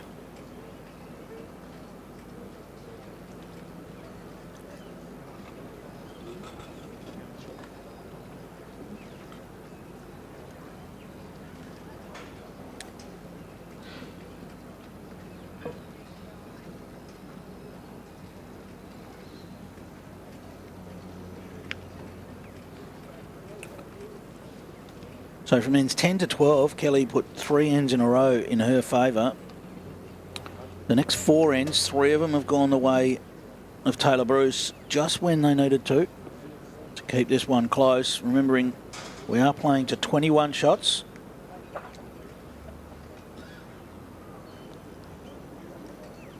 Just right now is where a run of ends to one player can make a big difference in the match. Just poised at that sort of halfway point, if you like.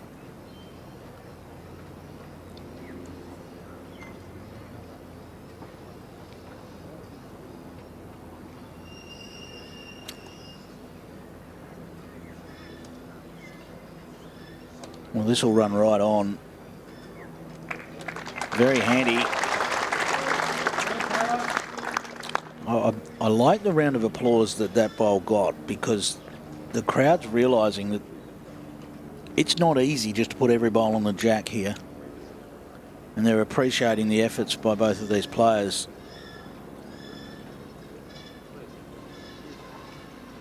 If this has got the run, this isn't bad either. Oh, that'll do for number 1.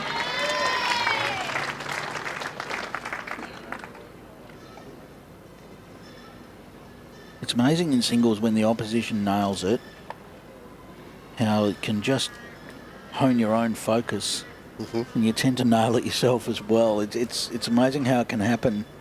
Sometimes when you're looking at something and you've got that meter to draw, you just don't quite focus enough on it.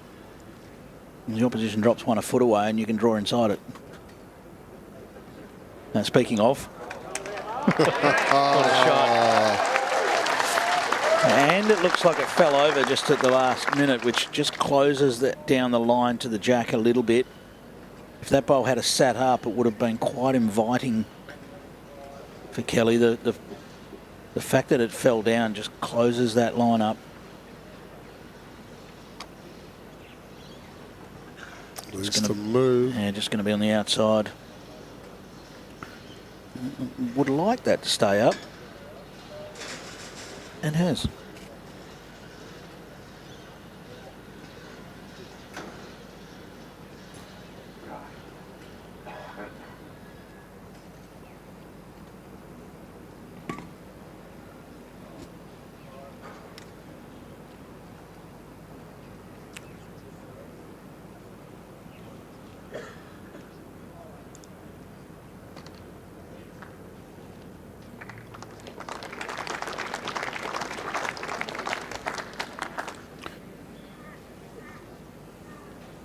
Well, Kelly's down at the hedge. She's got some decisions to make here. It's a tricky draw line, in the sense that the draw line to the jack is really blocked by the shot bowl. I mean, on this pace green, there is the potential to draw round that bowl, or the other option would be just to be underneath and get a little ride off her own bowl and just trickle up. But she's going to want to do that with the right weight, so there's no danger of just chipping her own out.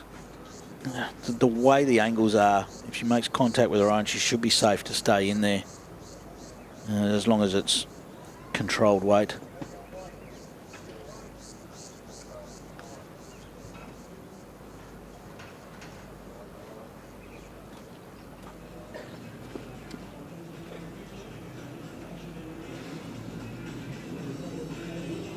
She isn't far away.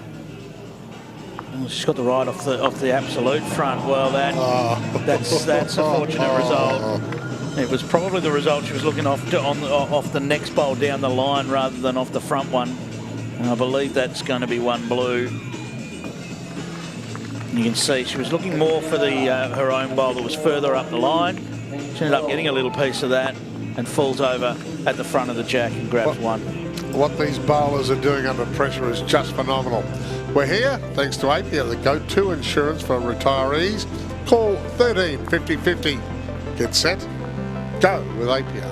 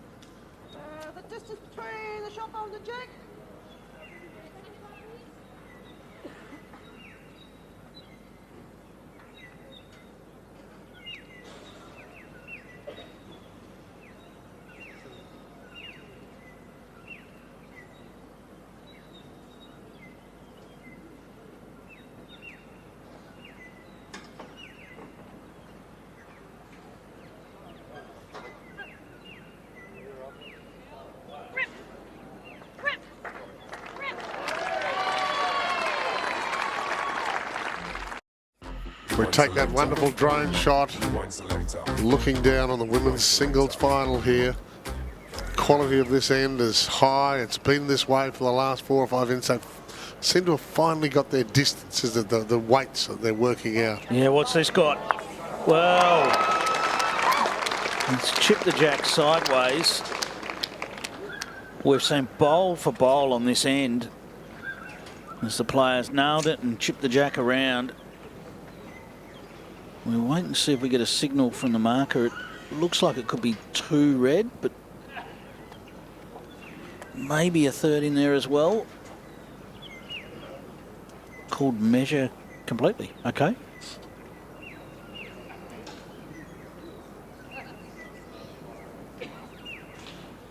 So I've got 1 bowl left each.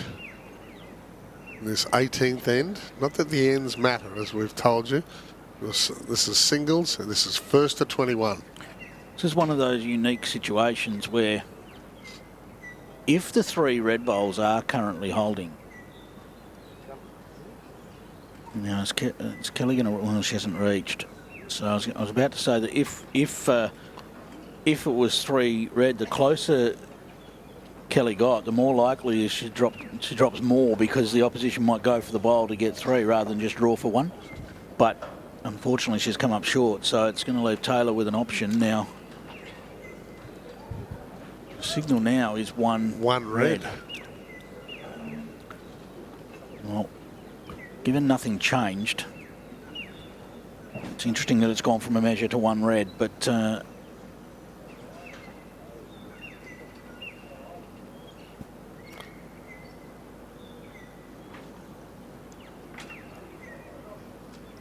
this could be huge in the context. Down by 2.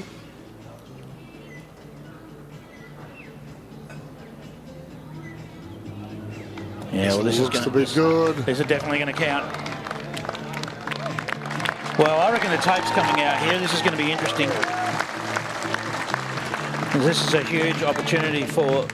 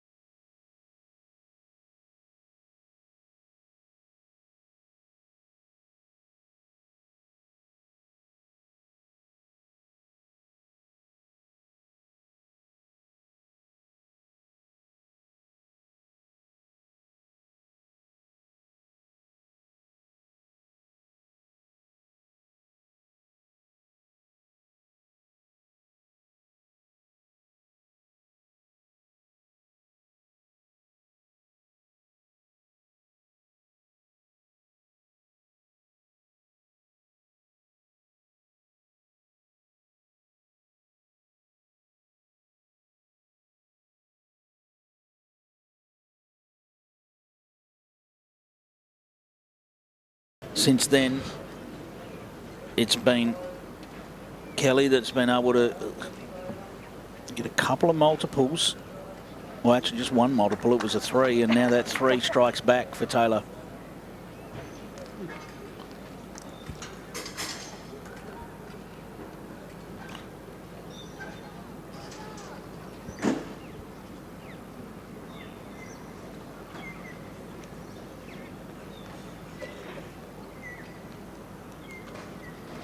Only the hardy ones in the grandstands because it's quite warm here now. The rest of the crowd seeking any shade that they can find around this arena here at Helensvale.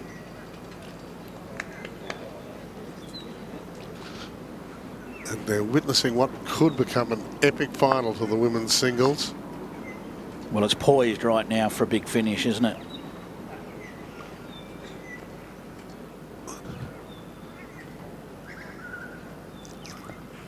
It was interesting that end was actually one of the best ends we've seen in terms of the first 4 bowls, and then it ended up with 3 shots with the jack out in the open. I see Barry just taking up a spot beside the green. Barry, just for those at home that don't follow the sport closely, can you tell us just how difficult it is to bowl on greens this quick? Yeah, so the biggest difficulty right now is tempo. So as we see here, almost ditch to ditch, so around that 34, 35 metre length, it's just controlling every mechanism of your body, every biomechanic part of your body. So from your direction, so that's your shoulders and your hips and your feet. So you can see Kelly there, nice and square to her line. And then it's the tempo of the step, you know, how far to step, with what kind of body weight, what kind of pace in the swing of the arm. And there's so much touch involved, and the tempo will complement that. But there is a bit of a friend for these players playing in this direction at the moment, as we're seeing all 4 bowls past the jack. That shadow, so that shadow will be slightly slower than the middle of the green. So that shadow right now, the grass will be slightly cooler, and I'll just have the grass stand up a fraction higher than the middle of the green. So when the bowl comes into that shadow area, you'll notice it just pulls up a fraction quicker than what it would normally do out in the sunlight. So that is a bit of a friend for these players to be able to play into that shadow, knowing that they won't probably have enough to run into the ditch like we're seeing here. So just another element of difficulty you've tossed up there. No, absolutely, and that is reading the conditions and reading where shadows are and things like that. And I think, as Barry alluded to earlier when he talked about picking his length, is he likes to land the jack where it's sort of easiest to get to, where it's truest to get to. That's something you've got to keep in mind when you're rolling a jack. Do I roll it down into the shadows? Do I keep it out of the shadows in terms of how the bowl's going to finish? Is it going to be turning sideways at the end, or if it's going into a shadow, maybe it'll just be a little bit kinder at the finish? Taylor's going to head down and have a look at this. Just a real crucial point of the match here.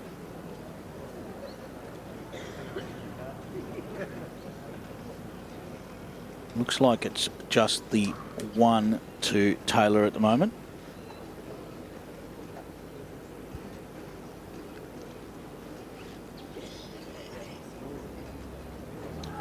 There'll be a temptation to get the measure out, but I think we've just got just the one.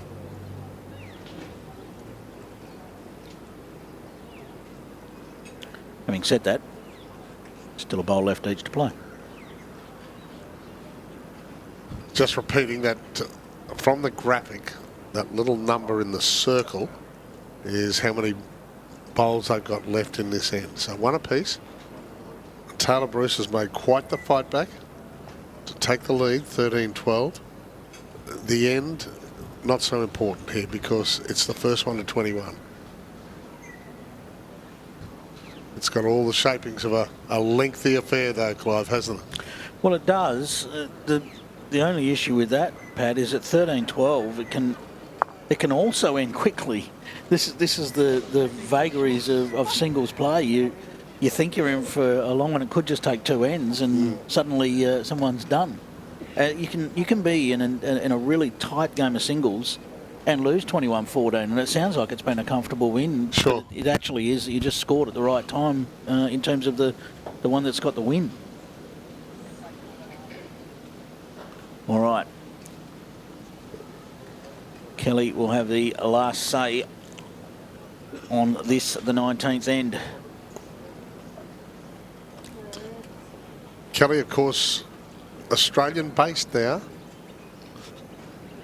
I wonder if she's a historian. I wonder if she knows that no Canadian woman has ever won a gold medal at a world titles. I get the feeling she would. She is a proud Canadian, there's no doubt about that.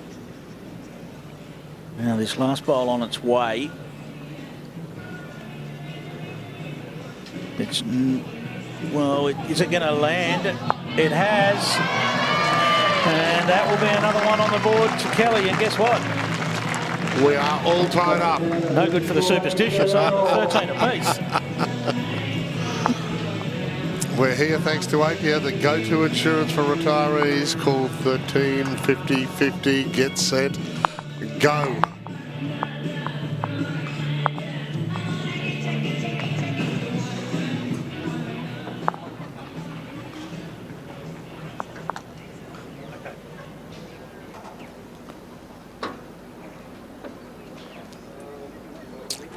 Well, there is a theory in bowls that your opposition might get stuck on 13. That's not going to happen here.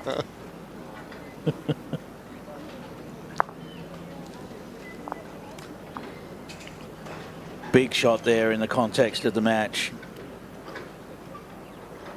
We knew that Kelly was one down. They would have looked at a measure for two, but she came up with the goods with that final bowl. Again, just giving it that chance and landing rather than necessarily trying to play the perfect shot. Just giving it that chance and landing on the bowl. Nice opener there. That's the sort of bowl when you're playing singles, that first bowl in that sort of position is gold.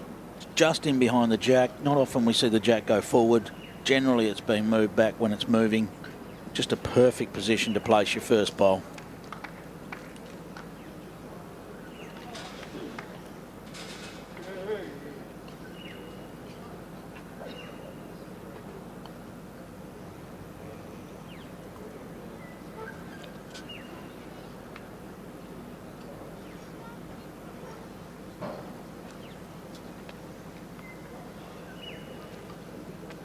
that's the great thing about when you get in nice and close with that first bowl. Gives you a nice reference point with the next. Last in this way, we saw all 4 first bowls right in the zone.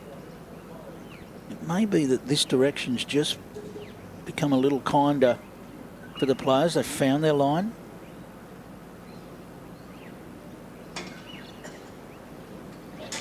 And you look how neat those bowls are. Tayla just carrying past once more, but the line is there with all 4 bowls.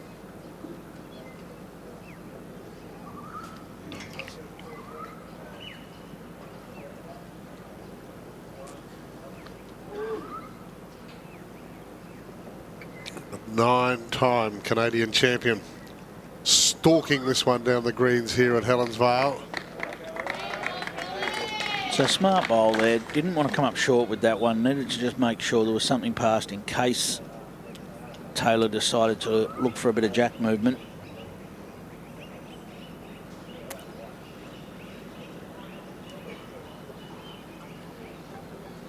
And also, if Kelly had have just tried to add another one there, might have set something up jack high. At the moment, Taylor's got to play a very good bowl to get out of trouble here.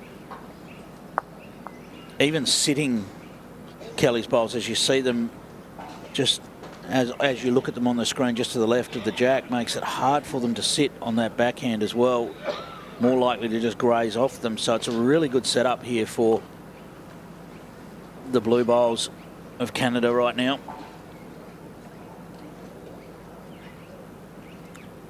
Taylor goes straight into conference with Carl Melrose. A really important last bowl here for Kelly. This is why she's taking her time, because she doesn't want to land one right next to it and make a target.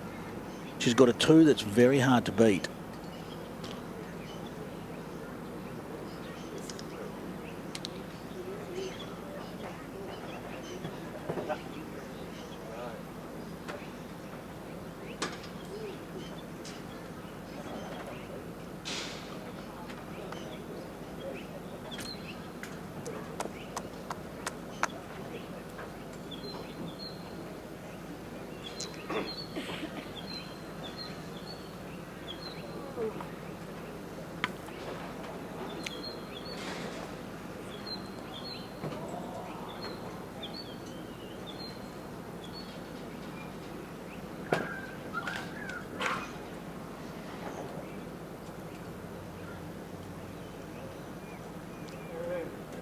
Taylor with the final bowl of this end.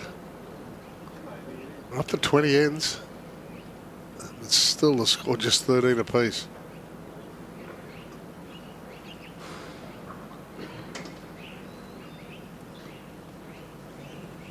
Looking for some jack movement. Close. Just missed. Slides on by. It's a couple. And it's headed the way of Canada. And it breaks our deadlock momentarily. 15-13 to Kelly McKerihen of Canada.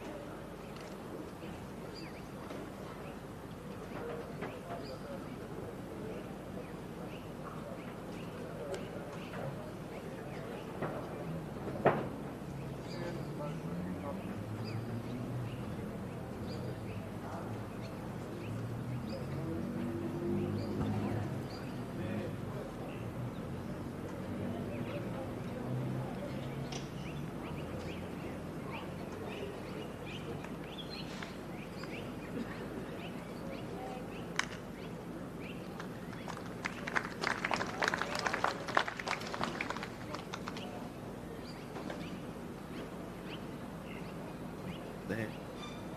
Yeah.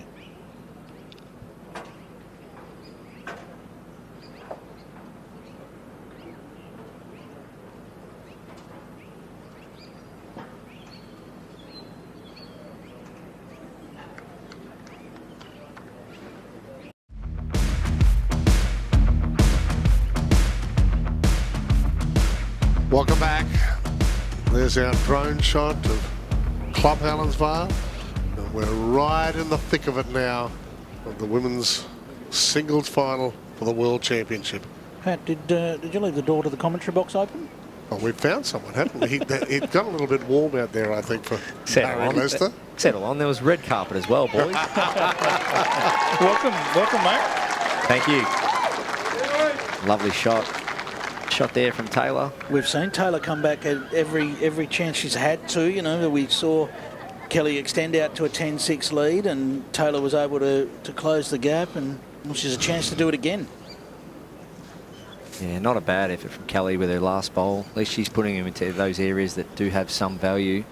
And with the majority of bowls being played in this particular game being beyond the jack, not many short bowls at all, we want to be having them behind at this stage of the match, giving him a chance. We saw Kelly, she's had a couple of bowls this match to get the shot. And Jack is probably what she's after here if she's not dead drawing it.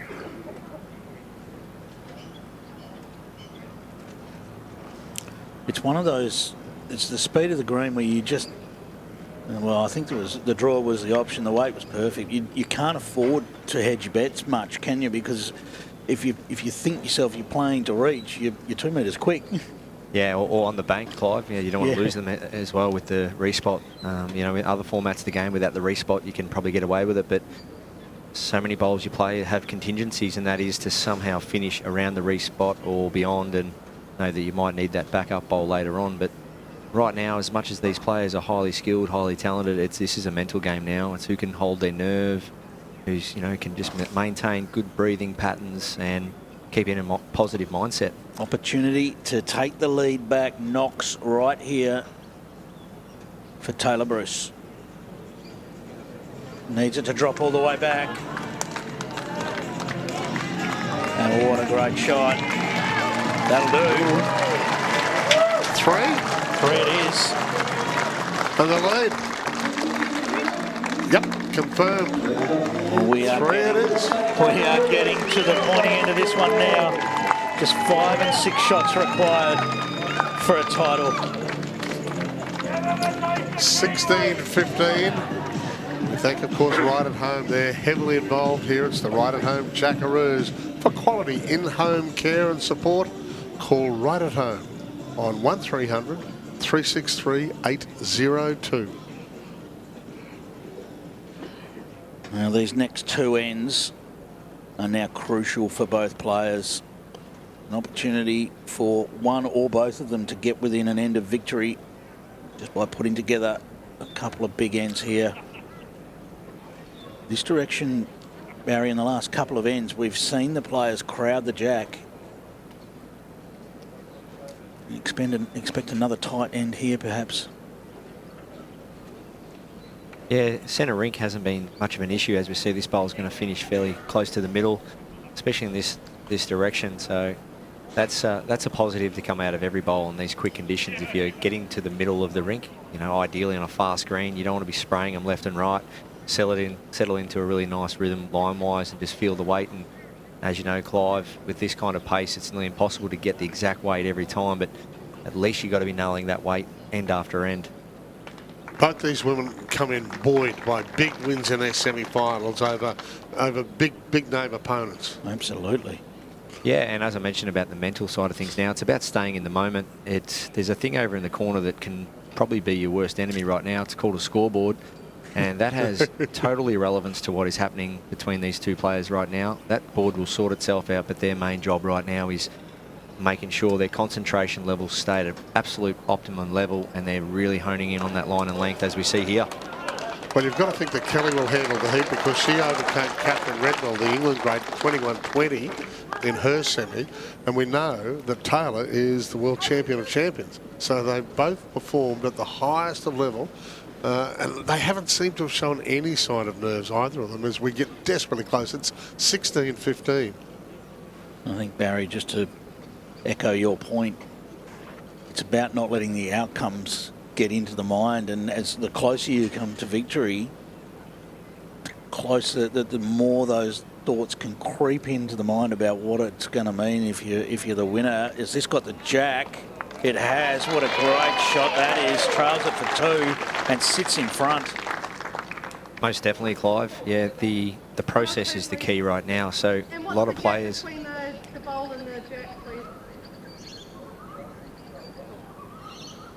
Also, just stopping there for a second, just to hear Tayla have a chat to the marker. Also, really love seeing that too. So in a pressure moment, which is, well, this game in general, but let alone where the game situates right now, but just being open and comfortable enough to ask questions and speak, release a little bit of nervous energy. It's good to chat to the marker, chat to your coach on the bank, but this is coming in on a nice line, just going to miss a little bit over.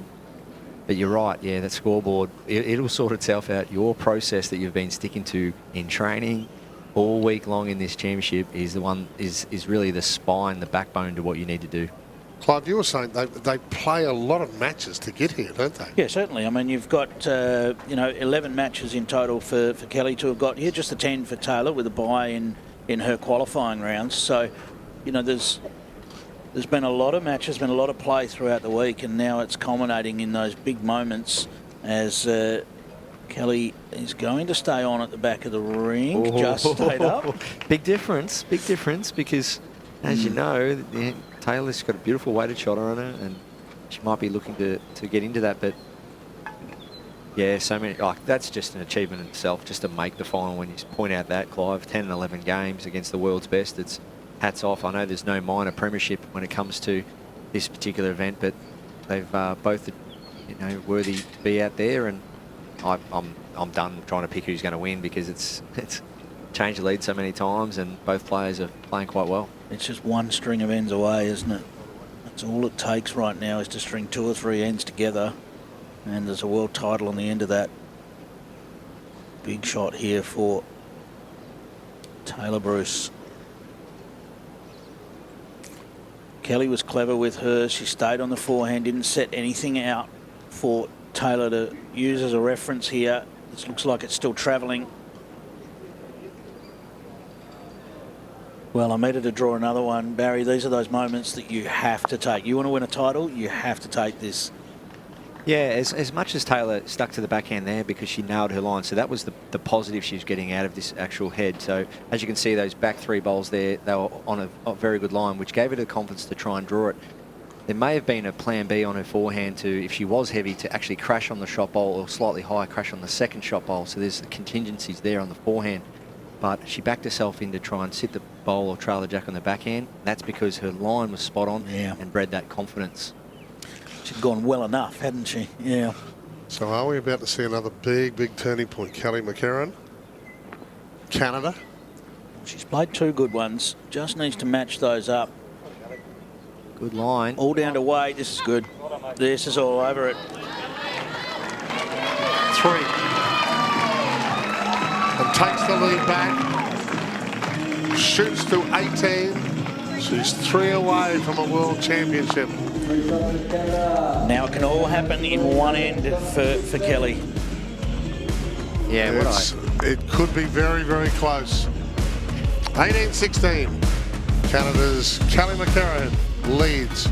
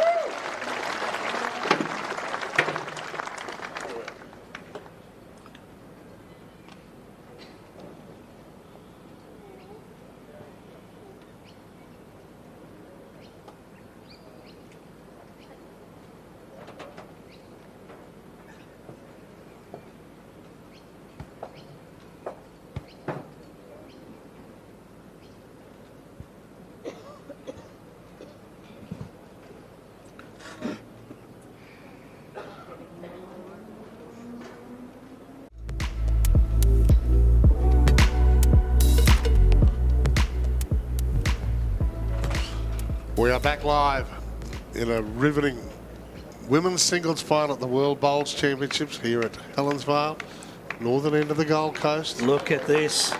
Great shot. Tayla, just when she needs it, comes up with a couple of crackers.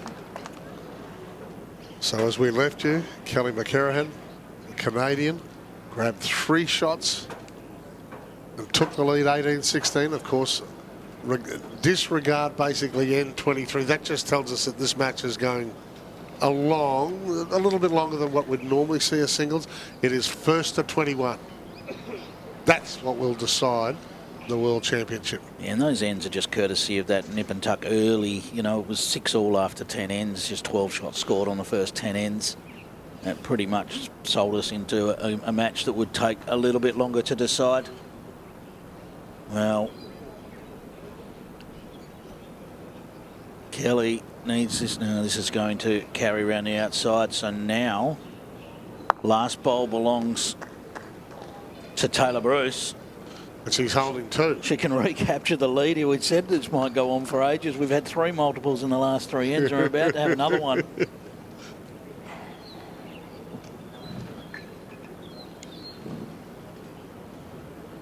Well, this is huge. The thing is, it's not easy to get 3 shots. If Tayla can get 3 here, she then only needs the 2 to get the win, and 2's almost achievable on any particular end. We've spoken about Canada with Kelly chasing a slice of history because Canada's women haven't won a gold medal at a world title before, but the New Zealanders are tied with Australia with 3 champions each. And Elsie Wilkie, MBE, back in the 70s, went back-to-back 73 and 77, and Val Smith in 2008 in Christchurch. And have we got 3? We've got 3. We have 3. We have a new leader, and we are in touching distance of a world championship. Tayla Bruce leads in 19-18. Pat, just a few ends ago, we said we might be settling in, you know, for a 1-1-1 type finish. 4 ends in a row now we've had multiples. The last 3, we've had 3 scored on each of those ends. Changes the complexion in a heartbeat, doesn't it? Both When you players get can 3 win shots in a on an heartbeat. end. Yes, absolutely. Oh. We've seen both players capitalise on the last bowl opportunity on the last 2 ends. Now Tayla just 2 shots away from victory, but with the slight concern that Kelly's only 3 shots away from victory. Yeah. This first bowl becomes huge. Tayla can nail the jack. The world champion of champions, just 28. Ditch to ditch type length, and a very good line here for Tayla. Look at this. Look at this. Oh! Wow.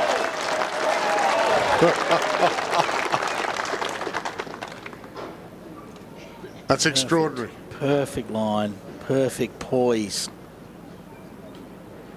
Under suffocating pressure.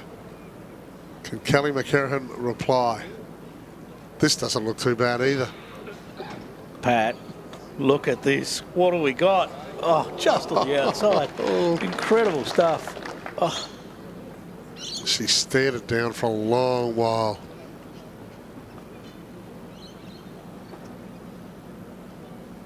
The bowling from our commentary end, so we've got this perfect behind view of what's unfolding here. The danger now for Kelly is with Tayla on the jack with that first bowl. She knows the weight and line, and she may well be able to do it again. She may well be able to do it again. Wow. All of a sudden, the Kiwi fans have become loud. There is a world title sitting on the jack right now. This is going to be weight. This will be big weight. And Kelly, she plays these shots well. She's going to need that to hold on. It's going to drop away.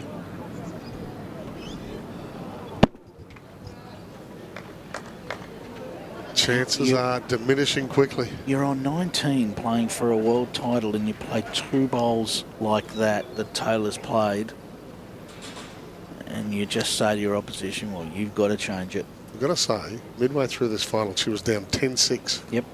Definite advantage, Kelly McKerihen. Tayla strolling nonchalantly down the green following this one in. Love another counter just passing. Oh, well,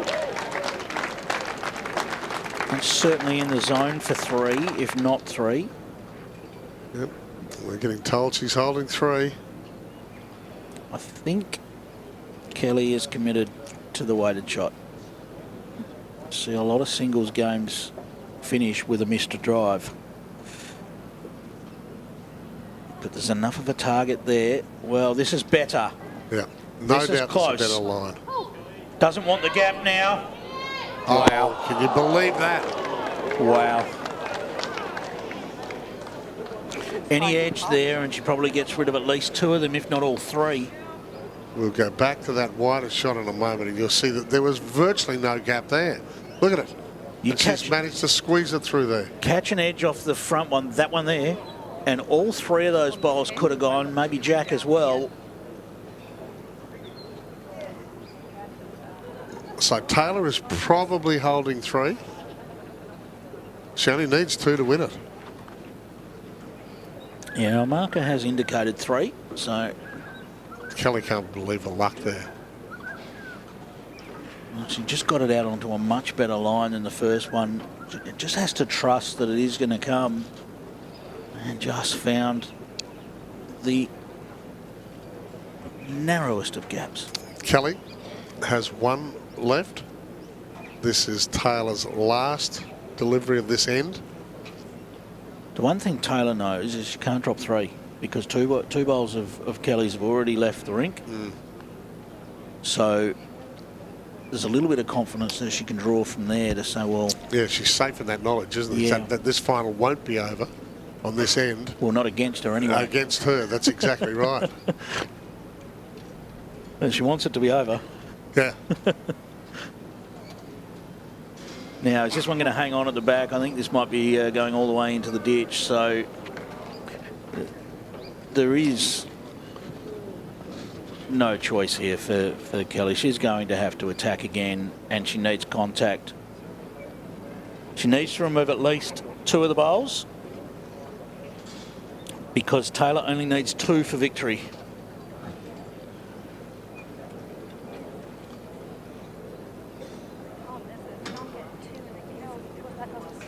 Now the thing that we're just talking about there is if she gets the jack and the bowl, if the jack goes out of bounds, it's going to go back on the spot. As we see Ali Forsyth looking on, we just go back to the head and just have a look at the setup. There you have it. Excellent. If the jack goes out of bounds and that bowl is on the jack disappears, jack goes back on the spot and Tayla will still have 2. That's the concern for Kelly here. Almost better if she hits the front bowl, the middle bowl of those 3. And that's the one she missed by a centimetre. Yeah, it might almost be better if she gets that because then she gets the reaction of getting perhaps 2 of them out.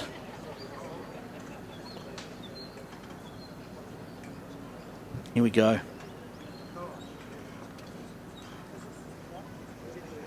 First thing is just getting it away clean.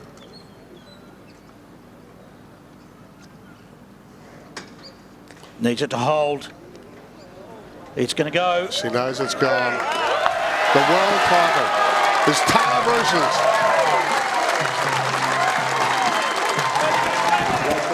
It was just another game, Pat. It's not anymore. Tayla Bruce, a dual world champion. The world champion of champion singles and now the world championship. Tayla Bruce. She becomes the 4th New Zealand winner of the World Singles Championship. And it's a remarkable day for a young lady who is just 28, Christchurch native. She'd been so close, bronze in the 4s and triples at Birmingham at Commonwealth Games. She took down Australia's big hope, Alan Ryan, in the semi-finals. A bit of slice of heaven playing across the arena. The unofficial New Zealand national anthem. Well, we saw Barry talk to both our combatants earlier, and she seems so relaxed, Tayla Bruce. Barry, she's elated now, I'm sure. World champion Tayla, take some deep breaths. How are you feeling right now? It's happened so quickly. You got some multiples there and you went on a run, and here you are finishing with a multiple and now a world champion. It's surreal. Honestly, that last end, all I'm doing is preparing for the worst. I'm like, it's going to be 21-19, she's going to get 2. Worst case scenario, just I'm going to have to do it again. And then it's just crazy when actually you have the game and you hold it. Yeah. I know it's a lot to take in right now, but quickly just go back through the last few ends. You picked up some multiples. What do you put it down to? Surely the concentration levels were through the roof. I think so. I managed to finally have confidence in my line. And so once you have that confidence in the line, you just, trust that the weight's going to come. And it just felt like I was just, letting them go off my fingertips. It felt like being back at Burnside. So I was like, oh gosh, adrenaline, they're going to go heavy, but we stuck in there. I don't know how you can just keep it so composed right now. I know it hasn't quite sunk in, but what does it mean to you, this win? World champion at age 28, another world title.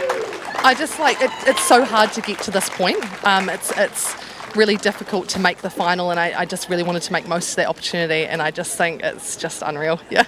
Congratulations on a great game, world champion. So proud of you. Thank you. Thanks.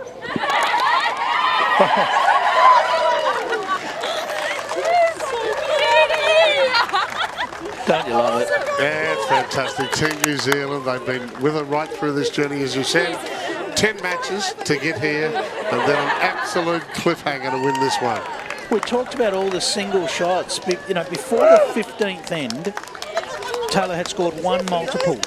The last 5 times she scored were all multiples, with the last 4 times being 3s. Just a charge to the line for a world title. Tempted into this sport by watching a teenage Aussie, with Kelsey Cottrell, back at the Worlds when they were in New Zealand in 2008. And hasn't she achieved great things since then? She is the singles world champion of champions. A quick word there on screen, just before, was our silver medalist in Kelly. A fantastic performance. Goes down by just 3 shots in the end, and a fantastic performance. And sadly for New Zealand, the drought for Canada, I should say, the drought continues still. We haven't got a Canadian world champion in the women's.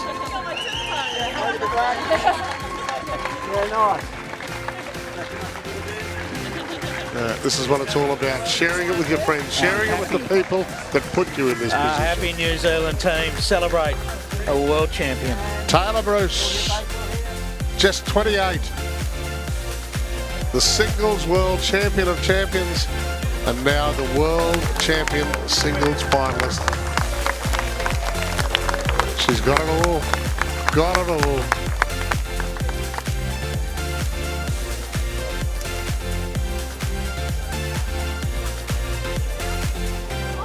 She's had to take down some huge names to get here.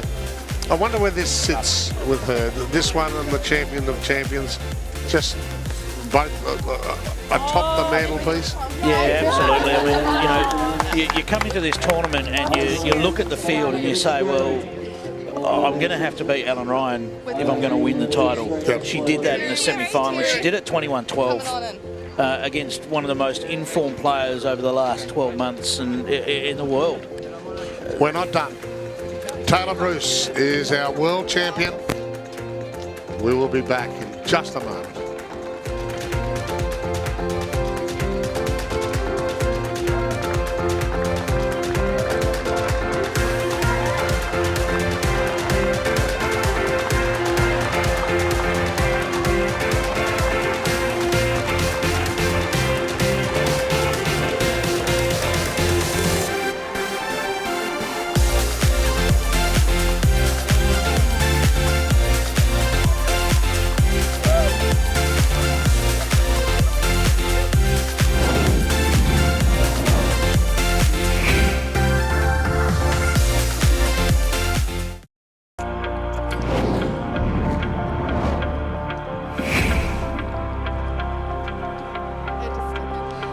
We have a new world champion, and fitting because she had to come from behind to Tayla Bruce. Kelly gave it a all. And look, my first big world titles, but just the sportsmanship amongst these competitors has been wonderful. Yeah, both players know each other very well, Pat, and what I really liked is both supporters from New Zealand and Canada cheering on opposite teams just to say congratulations. Both players playing great spirit. Unfortunately, there had to be a winner. It came down after such a tight start to a set of multiples in the end that basically sealed this. Yeah, so many times you see in big games you might actually win more ends than the opposition, and I'm not sure the count today, but those multiples, they do come back to haunt you, and Tayla Bruce, she did get on a bit of a run with those multiples, and that really did seem to be the killer in the end. Drinkwise have been our sponsors of our moments of the match. There were so many in this one in particular, but I'll let you talk us through this. It came down to some pivotal crunch shots at the end, didn't it? Yeah, Tayla Bruce picking up a multiple there, 3 shots. So when you pick up a multiple, you're feeling super confident. You feel like that could be the moment that can break your game. And then she went on to pick up multiples, and there you see another big multiple to win. Kelly McKerihen to go through that hole with her third last delivery. So stiff, but jubilant there from Tayla Bruce. Very excited winner. 2 world titles in 12 months at 28 years of age. Yeah, there was absolutely no room. I don't know how Kelly's pole went through there, but I mean, it's a game of centimetres, and that's exactly what happened. Yeah, that's right. You've got to run with any momentum you can get, and I think that was just the difference for Tayla. She picked up a few numbers, ran with it, and unfortunately, Kelly, game of millimetres, but she was a great fighter all throughout the match, having plenty of times in front, just couldn't quite hold on at the end.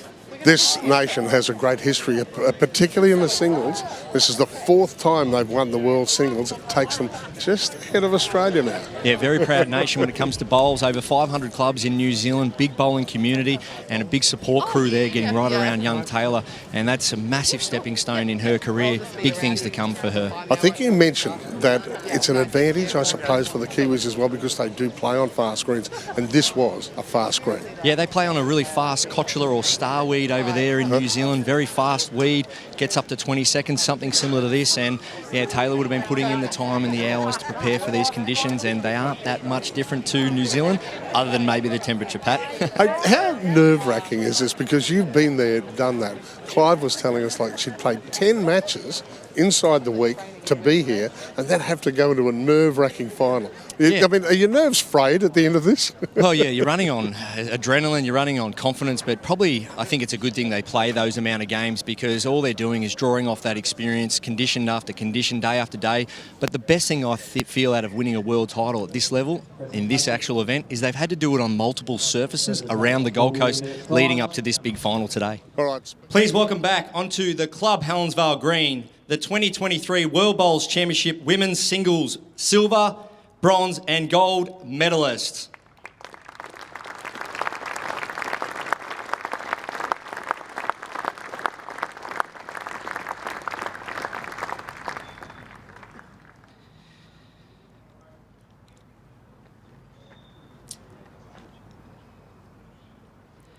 From England, Kathleen Rednall, bronze medal.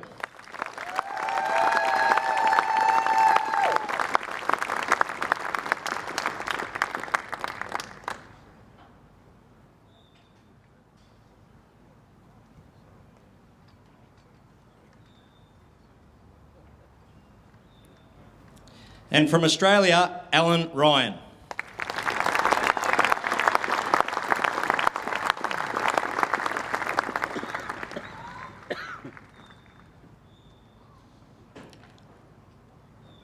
Our silver medal winner from Canada, Kelly McKerihen.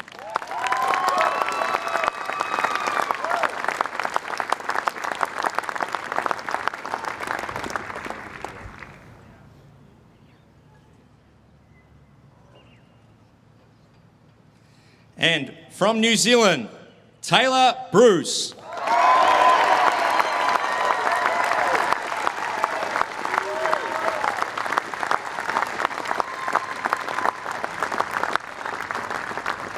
If you are able, please be upstanding for the national anthem of New Zealand for our gold medal winning singles winner, Tayla Bruce.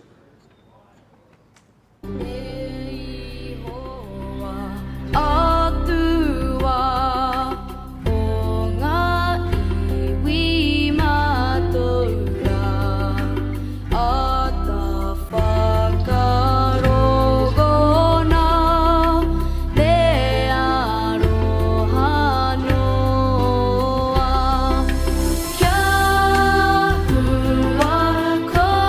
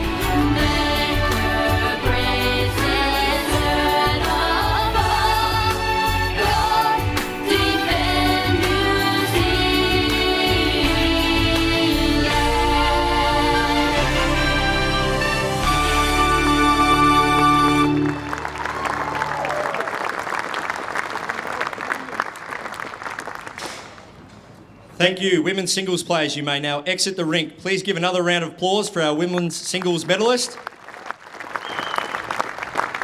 And a round of applause for our World Bowls Chief Executive for presenting the medals, Neil Dalrymple.